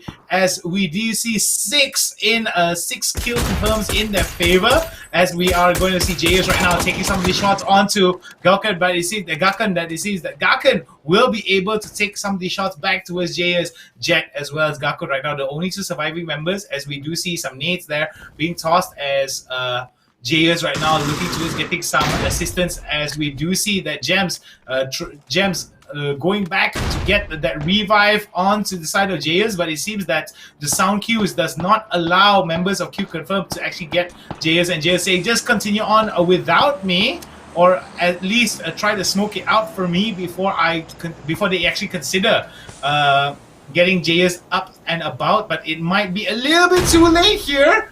Oh my goodness, just a second too soon for the side of Joman to be able to save JS, and I think all the numbers in their favor could definitely benefit them, as they are going to be heading towards the later stages of the game. But we do see members of Gearbox as well as Victim Royce are going to be enjoying a full roster, whereas Maugi as well as Q Confirm will not be utilizing a full roster here. Very nicely done from the side of Chin, taking some nice pixel shots onto the side of Chi. Victim Rise already losing one member. As I said it already, the advantages seems to be thinning out for the side of Victim Rise. Gearbox definitely enjoying the full roster of their team, but could it be a signifier for Gearbox to be able to win another one here? As we do see members of Maugdi looking to moving Gems right now, being very proactive indeed, looking to pushing off towards Gakon, and Gakon will be blown up beautifully, as we see Maugdi will be taken down for the count here at 4th spot. Q Confirm right now holding on towards a high amount of points and a high amount of kills. 3 teams fighting off against one another, with 3 in favor for the side of Q Confirm and 4 each for the side of Gearbox as well as Victim Rise. Q Confirm emerge victorious there on that northwestern side, and they're going to clean house in the form of Maugi Esports and MSC Theathon. But they did lose Fit, but they have shown that with the 3 players that they still have, they're looking to really take the fight to the rest of these teams. But right now, Victim Rise also, like Gearbox, looking for their 2nd win of the day. So now they're trying to just get into a better spot. Genfos actually going all the way in, well, not really all the way in here, but he's right out in the open to a certain extent. They need to try and make that vehicle into a little bit of permanent cover here. And I'm not sure whether he can rest on the laurels. That is his ghillie suit. But Kamals and the rest of Victim Rise, they're actually waiting here in the back. All 3 teams want to try and see how the rest of this is going to be playing out. There's only 10 seconds here before they have to start thinking about making their moves. Gearbox currently does not have a huge amount of high ground, and their pot shots going to be fired out there from the likes of Q Confirm, and now it looks like it's just going to be a relatively neutral circle, but definitely one that is not favoring the likes of Victim Rise. They're really going to have to come out of their comfort zone. The likes of Q Confirm, they have got this big rock and tree available to them now, but they won't have it if they try and embark closer inside the zone. And the problem here is coming in for the side of Q Confirm is, excuse me, not for the side of Q Confirm. The problem is here is that considering how members of Victim Rights are holding on towards a very interesting spot of hard cover, it does seem to me that members of Q Confirm right now are definitely enjoying quite a bit of verticality compared to some of these other teams. JS right now being taken down and will be able to be revived. We do see some really crazy shots there coming in, and it seems that Gems is going to be the first casualty for these final few stages of the game. And I think it's very wise for the side of Q Confirm to actually bail out on this and try their best to actually move out. But we do see that numbers are not in their favor here. It could be rather interesting to note that members of Q Confirm could be marked already by some of these other teams, as we do see Gearbox right now looking towards getting some of these shots over towards them. And I feel that this is going to be a huge problem for the side of Q Confirm, mainly because it does not create a conducive atmosphere for them to be able to get some of these eliminations towards them, as we do see that they are going to be aimed from other members here. Victim Rise being able to take down Joman, and Kamal will be able to get the credit towards that kill, and is going to be one last member here is Jayers right now with only 17 HP and only one first aid kit to sustain himself, as we do see the fight actually all hell breaks loose as Q Confirm will be taken down third in this particular matchup. It is going to be a fight between the 11th spot and 12th spot here between Gearbox from Vietnam and Victim Rise from Indonesia. Could it be Victim Rise that walks away with their second chicken dinner, or will it be Gearbox that walks away with their second chicken dinner as well? Two potential chicken dinners here, but who will it be? Gearbox from Gearbox from Vietnam, or Victim Rise from Indonesia? And right now, Gearbox already has one of their players down for the count. Looking at the positioning for Victim Rise, I'm really liking the spread and angles that they have available, as Genfa is going to be able to finish off Gen. No way that he can come back from that. Looks like Victim Rise is continuing to try and put the pressure. The utility is still in abundance for them, as they're looking to see, can they put the finishing touches? Now, they have the Graza available to them. This could be absolutely devastating at close range. Genfos moving in with that high amount of close quarters damage available to him. Chimoy going to be boosting up a little bit more. Look at how many smokes there are here. Kamal is going to take down YA. There's only two left, but the refrag coming out here as Jin is going to get one himself. Genfos is going to be able to use the AOG to great effect. There's only Jin left here in this game. Genfos on the side here is going to be able to clean things up here, as Victim Rise is going to be able to take their second win of the day, and they do so, getting 11 kills to boot there, and they're going to be looking happy as they're looking to assault the top half of the table. And it seems that the Garuda has landed again, and it definitely is going to be Victim Rise that enjoys another big win here. Definitely going to elevate them in terms of their positioning overall, and hopefully we could see an Indonesian team actually break into the top leaderboard, into the overall leaderboards of the top 8. What I do like to see is a little bit more diversity in the regions competing against one another. It definitely goes to show that there is going to be an element of competition between a lot of these regions. However, it does go to show that teams such as Q Confirm, such as Cerberus, such as a lot of these other teams that are that used to be rather untouchable for the first few days are definitely showing quite a bit of fallibility in some of these exchanges. However, Q Confirm has consistently played very aggressively with a high amount of kills, which is only going to exacerbate their lead compared to members of Buriram United as well as Cerberus Esports. We shall have to wait to see as the final scores are going to be tabulated. But Player of the J, tell us a little bit about what was going through your mind in those final few fights.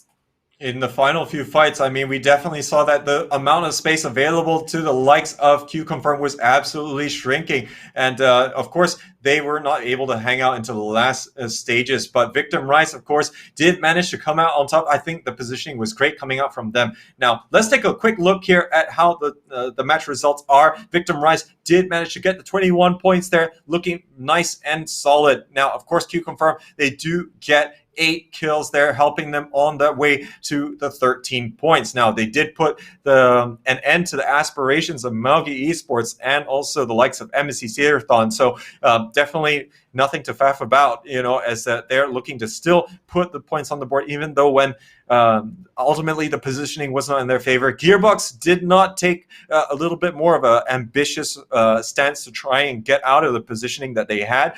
And Victim Rise were completely all over them, and they were only going to be able to get the 13 points from this game. Daytrade does get 8 points, and it's purely from kills themselves, as they were really having a little bit of a aggressive stance towards more of the teams here, as really that is the kind of the story here for them on their return back to Erangel.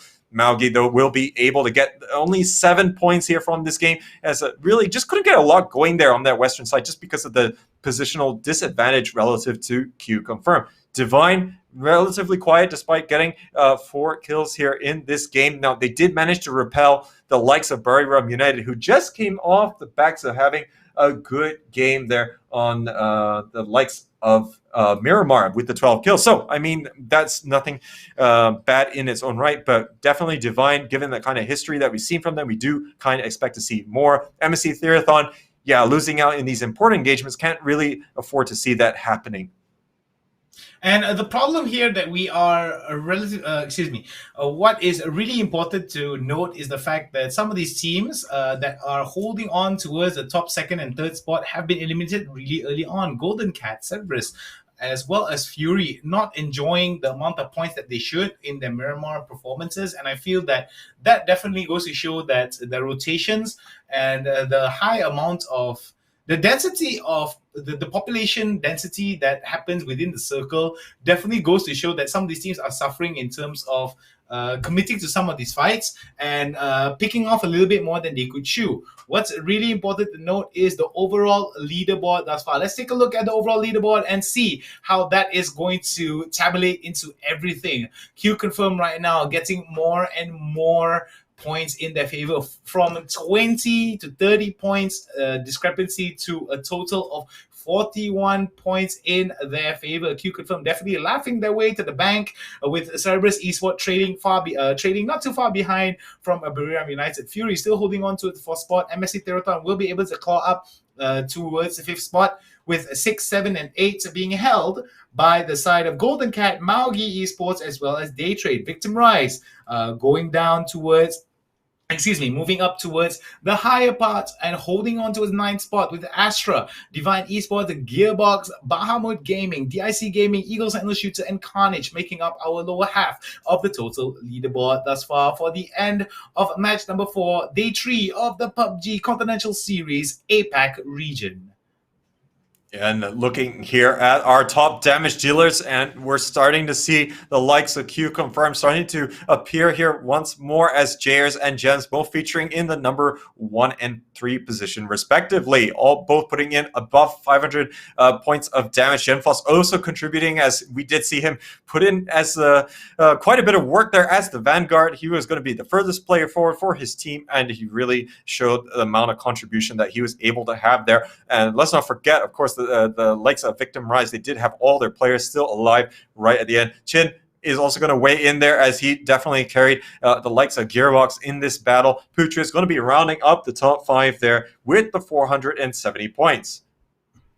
And what's interesting to note is the damage for day number 1 to 3 thus far. Noadra going to be leading the charge here with 4,883. Joman with 4,675. Jayers as well as Gems. All 3 members of Q confirmed with 4,000 plus 4,500 damage and above. Jankutov is going to be holding on at 5th spot with 3,901 damage for the side of MSC Teraton. It is going to be a Thailand fiesta here from position 1 to 5 for our top 5 damage dealers of the day. In terms of kills, it's going to be Joman with 29 in total, Noadra with 27, Venotica with 25, Linksy from a 25, and Haisaki with a 21. With very interesting indeed that our Thai competitors are going to be holding on towards the top 3 spots and top 5 spots for all of these things. It goes to show that their personal mechanical skill is definitely going to be very, very interesting indeed in terms of how they are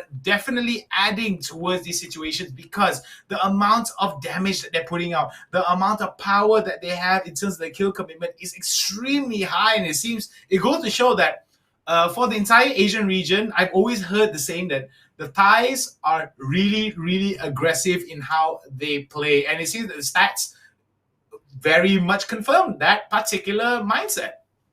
Yeah, and we do have a lot of these reminders popping up throughout the course of the PCS1 APAC showdown here, as of course they are going to be continually dominating these top spots. I think the only difference was maybe like in match day number 1, when we did see the likes of Hasaki dominate in those top parts, partially because of the Cerberus win, where he did manage to pull in the 9 kills and deal quite a bit of damage. But right now the tables have turned quite substantially, and definitely the consistency is showing from the Thai team. So definitely they are putting in quite the shift, and I think it's amazing that we're seeing players like Noradra also featuring there. I mean, Q confirmed, we know that they have been super consistent, but Noradra, despite the fact that Buriram, they have not been super consistent over the course of all of the match days. But I mean, still feature so prominently here. And also Linksy also trying to do what he can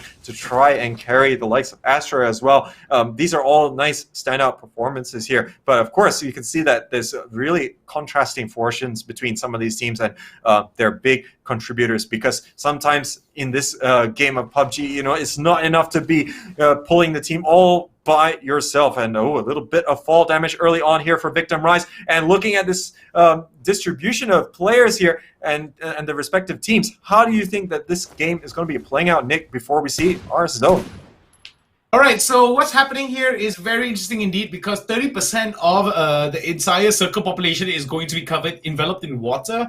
So I do believe that it is going to be very interesting indeed for how Fury is going to use this particular information and try to hug the coast. I do believe that when you have a circle like this, coastal hugging, being able to hug the coast as much as you can prove very, very well. Because even if a person is able to get a vehicle such as a boat and try to move along the coast, it does expose them to fire coming in from the land, which I feel could be very, very, very dangerous. And even if you are able to get away from the fire and are able to go towards the coast, the beach line, you still have to fight upwards, and there's not much cover between the coastline as well as a hard, solid cover deeper into land, which I feel that Fury could actually benefit if they are holding on towards this coastal hugging meta that I feel could benefit them. But at the end of the day, it's all depending on the positioning as well as the dynamic changes of the circle. So we could see that members of Fury could actually consider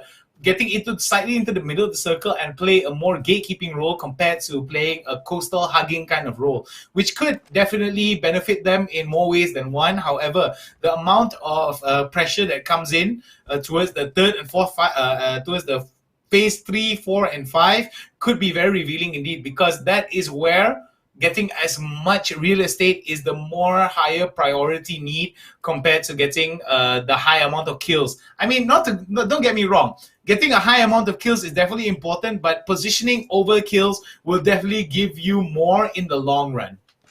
I totally agree, and I think especially with the kind of point system that we have, definitely plays into that type of mentality. I think as long as you make sure that you have the good positioning, naturally the kills will come. You might not be able to always get 20 kills for the best positioning in a particular game, and everything goes right in that respect, but definitely means that you will be consistent. You will be able to continually challenge for top honors, and we're seeing a lot of that always coming out from the likes of Q Confirm. We just have to try and see other teams here really trying to do that as well. Cerberus, this is why we always say that it's like hot or cold for them, because it's always feast famine time, depending on whether or not they're popping off, whether they're getting kills, because it's not a sustainable model by any stretch of imagination, as it really relies on them to be performing at the top of their game. And with so many variables and factors in a game like PUBG, it's always going to be something difficult to control. But of course,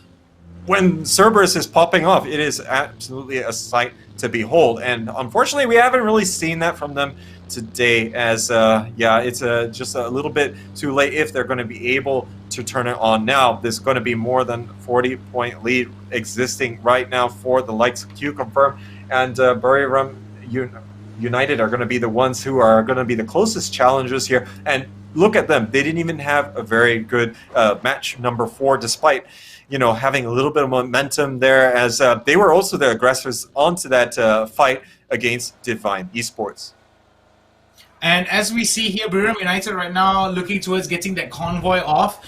We did see time and time again that very early on that some of these teams are not going to be eliminated, as we do see that there is going to be a strong emphasis on movement towards positioning compared to getting some of these early rotational fights. And I do believe that towards phases 2 and 3 is where we see more of these fights, mainly because that some of these teams that are a little bit later towards moving into the circle. I mean, it depends on where they drop and where along the map they drop and how big the circle is compared to where they drop, right? And the amount of distance that they have to cover. So when you look at it from that perspective, you do see that some of these teams that are a lot further away from the circle tend to suffer a little bit more as stragglers here, because it's a lot easier to cover stragglers that are trying to push into the circle rather than advancing into the circle and fighting it out. But then there are outliers where you come in a little bit late, and there's this level of comfort where, okay, my back is covered, I don't have to worry much, and then you see an entire convoy of vehicles push in from behind and catch you with your pants down and a knife in your back, basically. So it does go to show that you can never be complacent in terms of your overall positioning, and it could prove detrimental towards you in terms of that fighting mindset, because you've got to always fight in. And considering how dynamic the circle can be and how dynamic the positioning is relative to the circle, it is very revealing indeed to see that some teams definitely suffer from complacency. Yeah, and I think that kind of positioning definitely will benefit a lot from a lot of the experience that some of these players have. You know, they have to take into account so many things on the fly.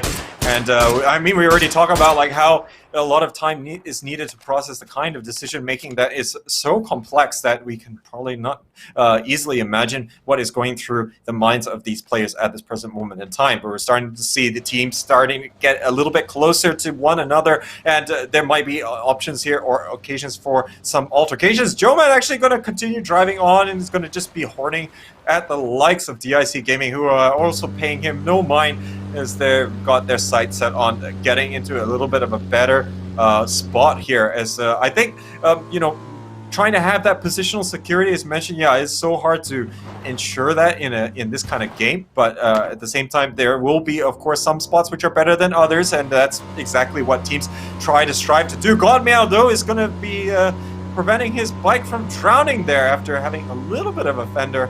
As the rest of Buriram will continue along the Milta coast here and see whether they can try and enter the zone from this Milta power side. As we are going to be looking for the side of Buriram United, very interesting indeed here. They are going to be enjoying quite a bit of utilities as well as a high amount of smoke that could actually benefit them in quite a lot in the later stages of the game. We do see that members of Day Trade right now will have to tank a little bit of the blue zone here as they approach towards the play zone, which could be very detrimental to them in terms of spending a little bit of utilities to make sure that they are able to sustain it. But as we've seen time and time again, Day Trade right now looking towards pushing off into the circle and into relatively onto the bridge, and not going to be punished much because there is going to be a toll of death that has been set onto the other side of the circle. So it is going to be oh my goodness, oh no, that's definitely unfortunate there for Venautica. Seems that a little bit of mishap there coming in, a little bit of collision. Luckily enough, they're not going to be in a stage where he is going to be punished that hard, but he will have to tank a little bit of that damage there. Luckily enough, it is going to be phase number 2, which isn't that high in terms of damage, but still quite a bit of utilities have to be spent here in terms of them pushing into the circle. Day Trade right now trying to move as fast as they can to get that sense of urgency, but they have to be careful here because in front of them is going to be Cerberus Esports that could be waiting in the guideline, that could be waiting in the dark lines here to make sure that they could suffer the consequences if they were to push into it. So it's all a matter of a race to see who gets the better position. Bahamut Gaming Art God right now looking towards getting some of these shots off, will not be able to get anything off as they are going to be close towards Prison. And let's talk a little bit about Prison here, Jay, because Prison has been relatively it's been relatively avoided by a lot of these esports teams, by a lot of these professional teams, mainly because of the terrain and how hostile it is. And it is a very challenging environment to succeed from, and I guess quite rightly so. A lot of these esports teams really do not favor going there unless absolutely necessary here. But looks like Ronan here is going to be able to take down Art God as the rest of Bahamut Gaming trying to emerge from the zone here. Is just trying to get into a little bit of a better spot, but it's really not working out. And now they're stuck between a rock and a hard place. But yeah, Prison definitely not going to be one of those favorite areas here, as this is going to be on the periphery of the zone, but it's still going to be possible here for the Filipino team to get out. They're going to be able to mount their vehicles with the smokes available to them. Now, they do have the biggest of all bolt-action rifles available to them, but a little good that it will do at this stage here, as now they're going to be able to navigate away from this positioning. And now this is actually wasting a lot of valuable time here for them to find a good spot in the zone. Fury, of course, not going to be backing down from one of these fights, but yeah, a lot of time being taken here by Bamboo Gaming, and we already saw what the impact of just all these little minor delays, road works and stuff affecting the rotations. But now it looks like Bamboo Gaming is in a bit of a pickle. They have not accounted for the fact that there's going to be all this third-party action here in the form of God Meow. He's going to be raining from the above here on top of the hill, and gets one, knocks down Mr. Chan, and now looks like Bamboo Gaming is firmly in a hard angle here to try and get out of. And as we are going to be seeing, Bahamut Gaming right now could be in a rather precarious situation, mainly because that Buriram United has already picked them out, and marked them out. So this could be very interesting, because we do see that members of Fury right now may actually take advantage of this. And look at that, Bahamut Gaming has been taken off of the count with Yikika Mukau, not only taking 1, not 2, but 3 in total for themselves here for the side of Fury. And it is going to be very interesting, because Buriram United is definitely going to take advantage of the situation. They know for a fact that members of Fury are nearby, considering that their names popped up onto the kill feed. So this is going to be interesting to see whether or not Buriram United will be able to punish members of Fury Australia. And now more of these long-range shots still trying to rain out from Buriram United to connect onto the Australian players. Not really going to happen. Noradra trying to deal even more points of damage here and maintain his position at the top of the damage charts, but currently not going to be able to knock out any of the members. And it looks like we're heading all the way up here north towards the Yasnaya side of things, as a lot of teams going to have to really put in quite a bit of work to make these rotations work in phase number 3. Now, Buriram United, they are definitely playing a little bit more passive. They're going to be entering the circle a little bit later, but now there's only going to be so many phases that you can go through while doing this. I think it's just going to be ever so more difficult for you to try and get it to work once things get a little bit more congested. And yeah, a little bit of replay of what happened earlier on with Day Trade, and yeah, you hate to see things like that happen, and that really did put quite a bit of a delay for the likes of Day Trade. But now looks like more a Mad Max type of action here between the likes of Victim Rise and Fury Australia, who actually get out. Basil falls down out of his vehicle, and he's going to be hopefully in a better spot for his teammates to try and get him out of his wall. Yasnaya becomes the urban battlefield here for a lot of these teams, as they're all getting absolutely entangled into one another. As we're going to be seeing here, McSonus right now taking some long-range shots against Fury. None of them are landing towards inside, if I'm not mistaken. Some really good shots with the M16, however, not being able to connect with any of those. As we do see that the area of play where Maugi, as well as Day Trade and Divan and members of Victim Rise are pushing into, is going to be rather populated with a high amount of people. We do see Yasnaya right now is going to be a battleground not only involving 1 to 2 teams, but up to 4 to 5 teams fighting off against one another, which is going to be very interesting and very create an atmosphere of fierce competition between a lot of these teams, because they are very much close by. We do see members of Cerberus are pretty much close as well. They could actually join into the fight or actually bug out. Only one team has been eliminated thus far, and that's going to be Bahamut Gaming. 54 players are still in play here. Only 10 players have been eliminated, so it's going to show that phase number 4 is going to be very populated indeed as we head into the mid stages of the game. Oh, and I absolutely love battles like this here, as Eagle Sentinel Shooter, they're going to be in trouble. Elonix is going to be able to take him out. Another shot's landing here for Genfos, and Eagle Sentinel Shooter has no chance. B also contributing to the misery there, and that is going to be a whole bunch of third-party fire all combining there on the Indonesian team. They've had no luck in this game, and right now, there's going to be quite a big presence in Yasnaya, and if the circle ever moves away from it, we're going to be seeing a huge amount of entanglement from a lot of these teams. Right now, Fury Australia, they haven't completely moved into Yasnaya. 2 of them still hanging out on the fields at the moment. And, looks like it is going to indeed move away from the town, as this is going to be focused very much on those eastern fields. And I think we're going to see Q confirm all the way up towards the Salver side. They're going to have quite a pleasant walk down the hill and into the zone, while everyone else is going to be going through an absolute meat grinder to just try and get something from this game. What I like about what Q Confirm is they have the perfect position, and it is going to be the perfect storm for Q Confirm, mainly because that there is quite a bit of high ground for them to work with.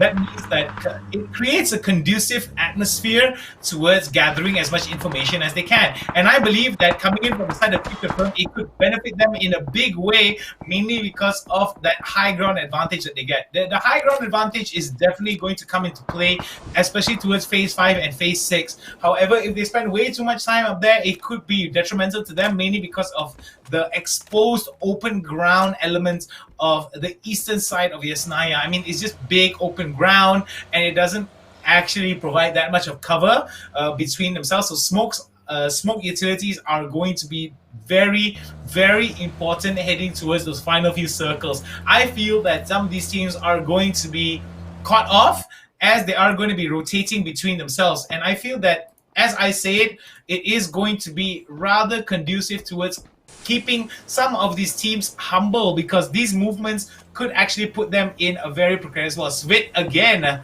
down for the count, and it seems that the running joke here, the running gag here coming in from the side of Q Confirm, is that Svit is always the first to get downed in the majority of the situations.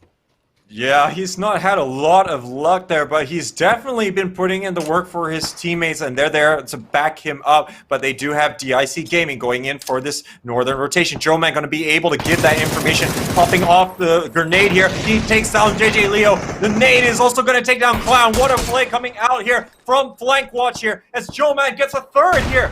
Now, there's only going to be one surviving member here from DIC Gaming. Anquan is right in front of him. Joe Man doesn't spot out that player, and unfortunately, he's going to get taken down. But right now, the rest of Q Confirm moving in. See if they can finish off Anquan and get up their 2 members. Currently, Carnage is giving some long-range pressure here. Spit is going to get finished off, as we're seeing Sixer is going to take down Gems. Jayers is left in this 1v1 versus Anquan. Joe Man going to get taken out. His heroics not going to yield him a revive, but looks like it is going to be Jayers coming out on top. But what a cost here to Q Confirm, after Joe Man should have been able to really conquer that, but unfortunately didn't catch out Anquan and get that 4th player. All right, as we're going to be seeing it here, more and more of these fights are going to be fought in close range. I do believe that this is going to be very interesting indeed to watch, that some of these teams are going to be tossing nades against one another. I do believe that that is going to basically help out by denying as much area as they can. I do believe the value of Molotovs in this particular tight spaces is definitely very, very high indeed, mainly because of the damage over time aspect and the amount of time it takes for a Molotov to dissipate. We do see that the push is going to be coming in, and Smell is going to be taken down, and you see that number 13 is going to be the spot where Cerberus Esports is going to rest, as we do see members of Fury right now taking in a little bit of damage here, as Inside going for the heal onto the side of Ronan, as well as Jokesy, as well as Inside. We do see that some of these shots coming in from the side of Divine. Look at these long-range fights here coming in, as definitely is going to benefit from a very good spot here for the side of Maugi. Maugi right now taking a little bit of damage, but will not be able to be punished for it, as we do see Daystraight right now is going to be left with 1 surviving member, as we do see that Daytrade is put into a very, very bad position. Biram United may be fighting off against members of Gearbox right now. Gearbox right now looking towards holding on to this hard piece of cover, but it seems that the nades, as well as the push that's coming in from the side of Buriram, is definitely going to put them into a very hard spot. But it seems that members of Buriram are not going to slow down, as we do see that Gearbox right now looking towards going for a long range strike. Y8 has been marked from the side. Noadra looking towards getting some of these shots off, and no, it's not going to be enough here, as God Meow will be able to take him down for the count and will be able to secure him with a nade towards Y8. Very nicely done here, and you see that Buriram wants to have this particular compound to themselves.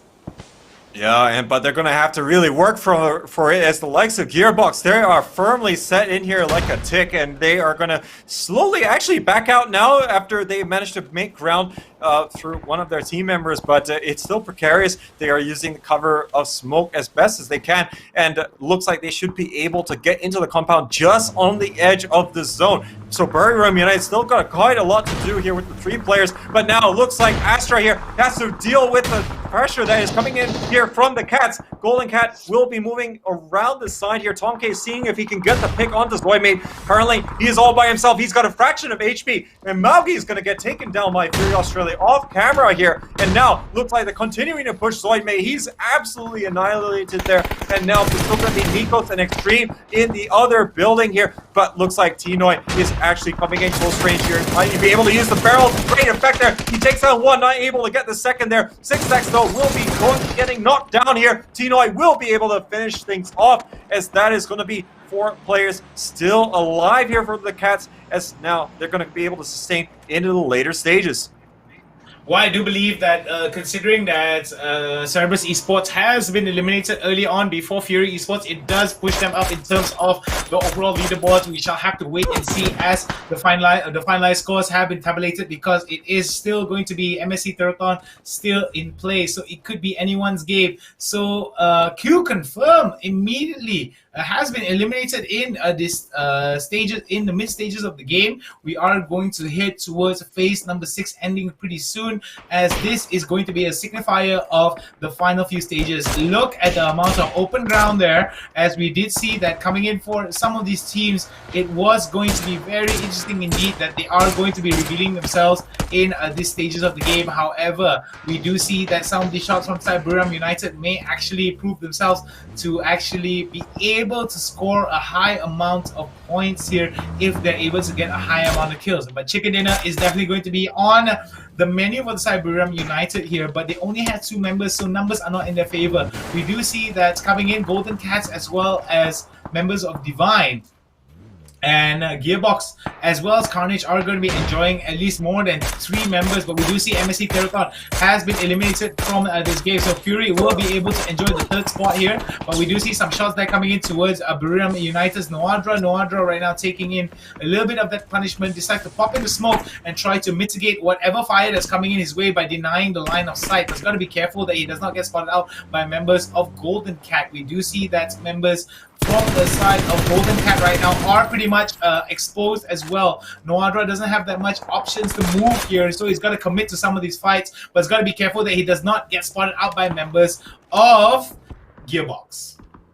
Yeah, so Gearbox is going to start moving into the zone just here. So is Buriram United. They're going to go all the way around, but this looks very close here. Eddie is going to get taken out straight away. Noadra is all by himself. Now the fragger will be all on his own, but will he be able to do it here? And close quarters always so difficult, but he's going to get a lot of damage, initial damage to go work for him in his favor. Pops out the flashbang. He's actually going to be hitting himself more than anything else.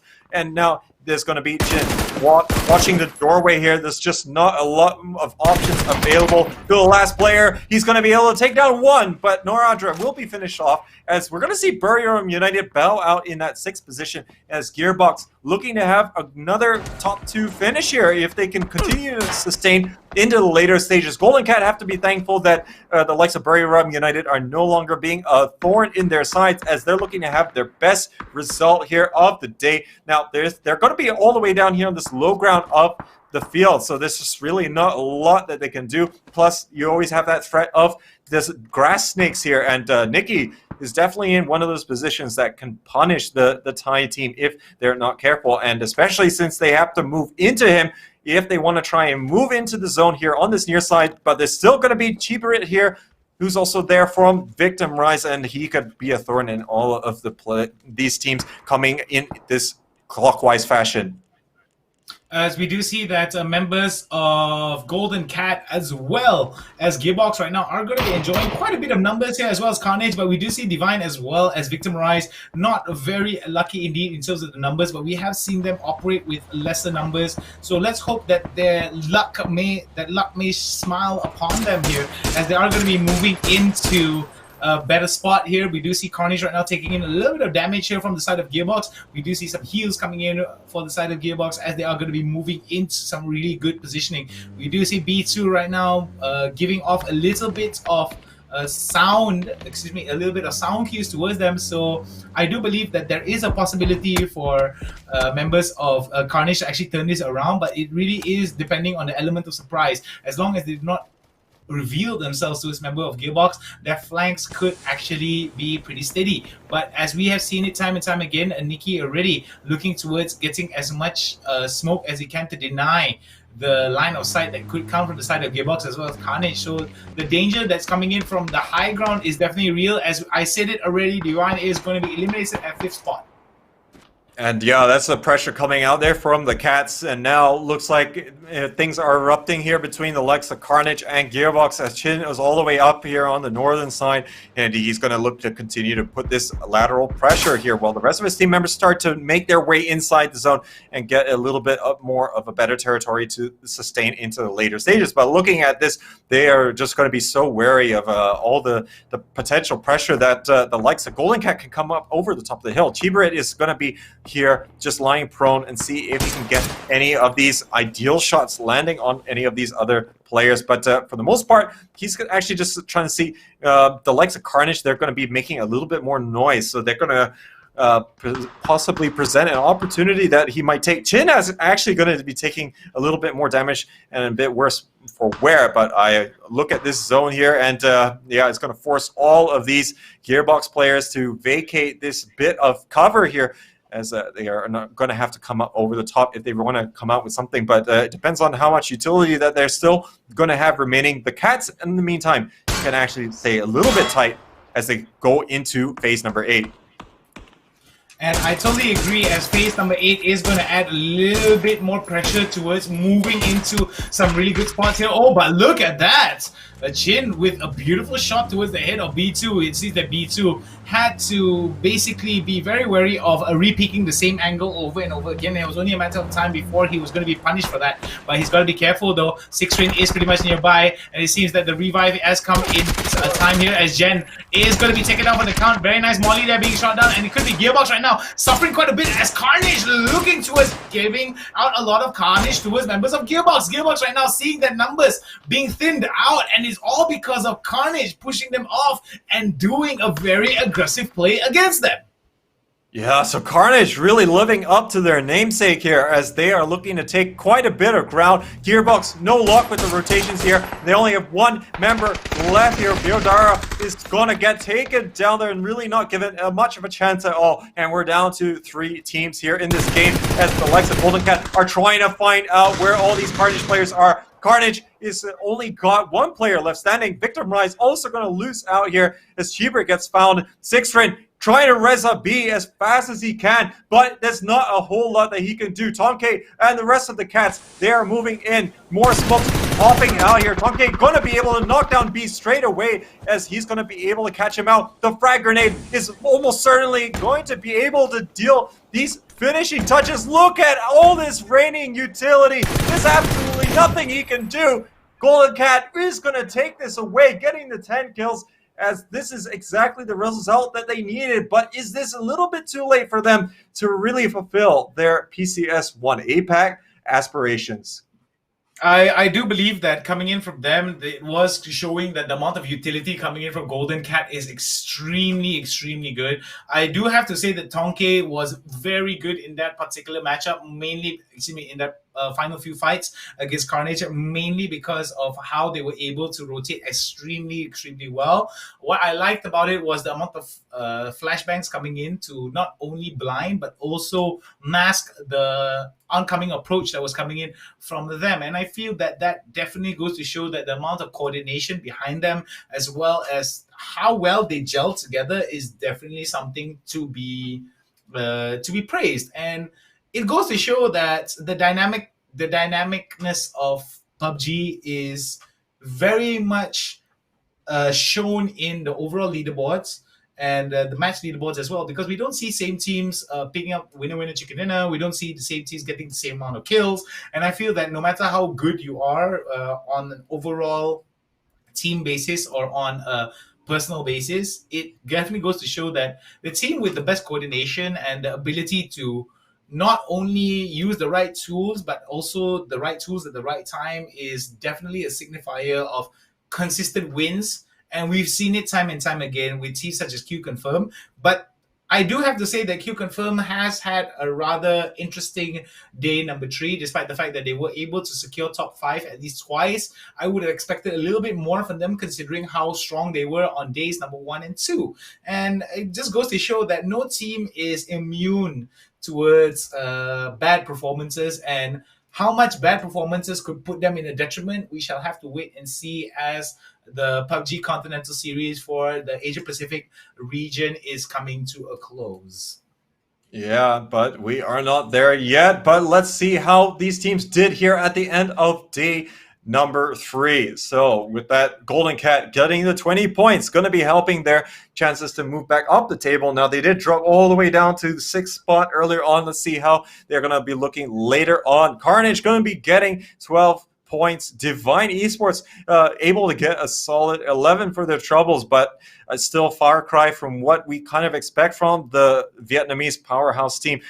Fury Australia having, again, another solid contribution to their points total, 10 points, and matching number 3 is looking like it's very positive for them. Gearbox going to be getting 9 again, as Victim Rise also going to be equaling that. Both of these teams not able to get another chicken dinner here, but again, they both had a good day number 3 so far. Maugi Esports going to be able to get the 5. Same with MSC Theathon, but a bit lackluster for these two teams, really trying to challenge for the top 5 spots. Have both dropped out to a certain extent. MSC Theathon, they were in 5th position to start. We'll see how they're going to be positioned now. Q Confirm didn't really happen for them, but again, we had that incredible flank watch from Joeman, but it wasn't enough. He was able to knock down the 3 players from DIC, but then in that flurry of action, they did get third parties quite substantially from all the way on the Yasnayev side of things, and eventually they all got picked off, and yeah, Jayers couldn't sustain in the later stages. Buriram United bowing out relatively early as well on the 4 points here. Daytrade Gaming, DIC Gaming, Astra, Balmut Gaming, Cerberus Esports, and Eagle Sentinel Shooter rounding up the top 16. And I do believe that this is going to be very interesting as we look at the overall leaderboards and see what that has to reveal for us, with Q Confirm still holding on towards the 1st spot. Buriram United as well as Golden Cat are going to be holding on towards their 2nd and 3rd spot respectively. However, Fury will be able to claw up ahead of Cerberus Esports, not by a huge margin, but however, every little victory counts for a big victory indeed. So it's definitely going to be Fury's right to celebrate tonight. However, it is going to be Cerberus Esports, MSC Theathon, Maugi Esports, as well as Victim Rise that's going to be making up our top 8 of our total leaderboards. Now, looking at the bottom half, it's going to be Divine Esports, Gearbox, Daytrade Gaming, Astra, Bahamut Gaming, DIC Gaming, Carnage, as well as Eagle Sentinel Shooter. It has been a very interesting and momentous rise from the side of Victim Rise. Living up to their name, they were victimized from days 1 and 2, and it seems that we were ready, not to say we were ready to count them out, we were ready to think that Victim Rise were going to be relegated towards the lower half of the brackets, but it seems that the Garuda, like I said, has landed, and it seems that Victim Rise is looking towards a rising to the top. And will they be able to continue on as the game progresses? Because they do have quite a bit of potential, but it seems that rotations as well as luck doesn't seem to be on the side of Victim Rise, as they seem to be getting the shorter end of the stick in terms of some of their third-party attempts to take away from rotational kills, as well as them getting spotted out and put in very precarious situations. And I believe that the performance here is definitely going towards teams such as Victim Rise as well as Fury, my personal 2 favorite standout teams that has climbed up the ladder by quite a bit. Both these teams were on a very interesting verge here in day number 3, with both of them seeing the lower half of the total leaderboards. And it's very good to see that there is a little bit more diversification. However, what is interesting to note is that the top 3 spots are being dominated by Thai teams, which goes to show that their aggression is really something else in the PUBG Continental Series, Jay. But it's going to be, of course, a lot of measured aggression here, as always, from them, as I think that's always been quite the hallmark of these Thai teams. And we're continuing to see that here in spades. And we're looking at Fury Australia's representation there, getting into the top 4, as edging out a lot of these Vietnamese teams as being something that I would dare say is a bit on the unprecedented side of things. But yeah, Victim Rise definitely had a fantastic day number 3 here. They started the day in 15th position, but they absolutely put in quite a number of great performances here, as they were going to be able to get 2 chicken dinners and really call themselves separate themselves from the rest of the pack. Unfortunately, their fellow countrymen, Eagle Sentinel Shooter, they're still languishing at the bottom of the table there. And I have to say that Carnage, while they're also second from the bottom, they have put in some of the work, as well as we did see them have a very good ending there to the 5th match of today. But yeah, Gearbox unfortunately just didn't have a lot of luck going for them. Gearbox, though, we're starting to see some positive performances coming out from them. But again, like we were talking about earlier, it just might be because it's the day 3 factor, and teams which might not have much of a chance, are starting to, not feel too much in the way of the butterflies and able to play their game with a little bit more of effect, And Q Confirm, well, I wouldn't say that their performance today is necessarily one that they're feeling the heat and stuff. I would definitely say that it's still PUBG. There's still a multitude of factors here and there. I wouldn't say that necessarily there's one reason why that they are not able to get as many points as they would have hoped. Well, what's interesting to note is I have to echo what you just said. A lot of the we did see in the Miramar matches, a lot of the final few fights were between a lot of the bottom half of the leaderboards, and I totally agree with you. Some of the butterflies are gone. Those that fear of the legendary Q Confirm being at the top spot has already been eliminated already. And I'm not saying that some of these teams actually hold each other in high regards. I'm mostly saying that some of these teams have very big names to live up to. Especially teams such as Q Confirm that were able to, that has a world's, tournaments of experiences that definitely shows their level of consistency. However, we do see that some of these teams are saying, you know what, let's just throw their consistency, let's just throw how great they are out of the window, and let's just hit them as hard as we can and hit them where it hurts.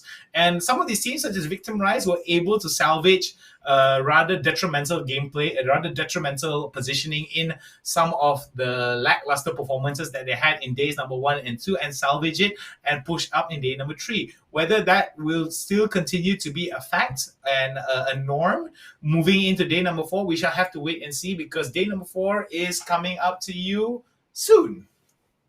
Yeah, and that is going to be happening in just 2 days' time, and that's going to be the business end here for the PUBG PCS1 APAC showdown. So I think looking at all the action that we've had today, we've had one set of great performances. I personally love the Eddie shotgun play earlier on that we saw on Miramar as being a standout for me. And of course, we did see a lot of tumultuous gameplay that, PUBG always serves up and does not disappoint. So with that, ladies and gentlemen, I think we're almost done here. Hound, are you going to have any final words here for our viewers before we sign off?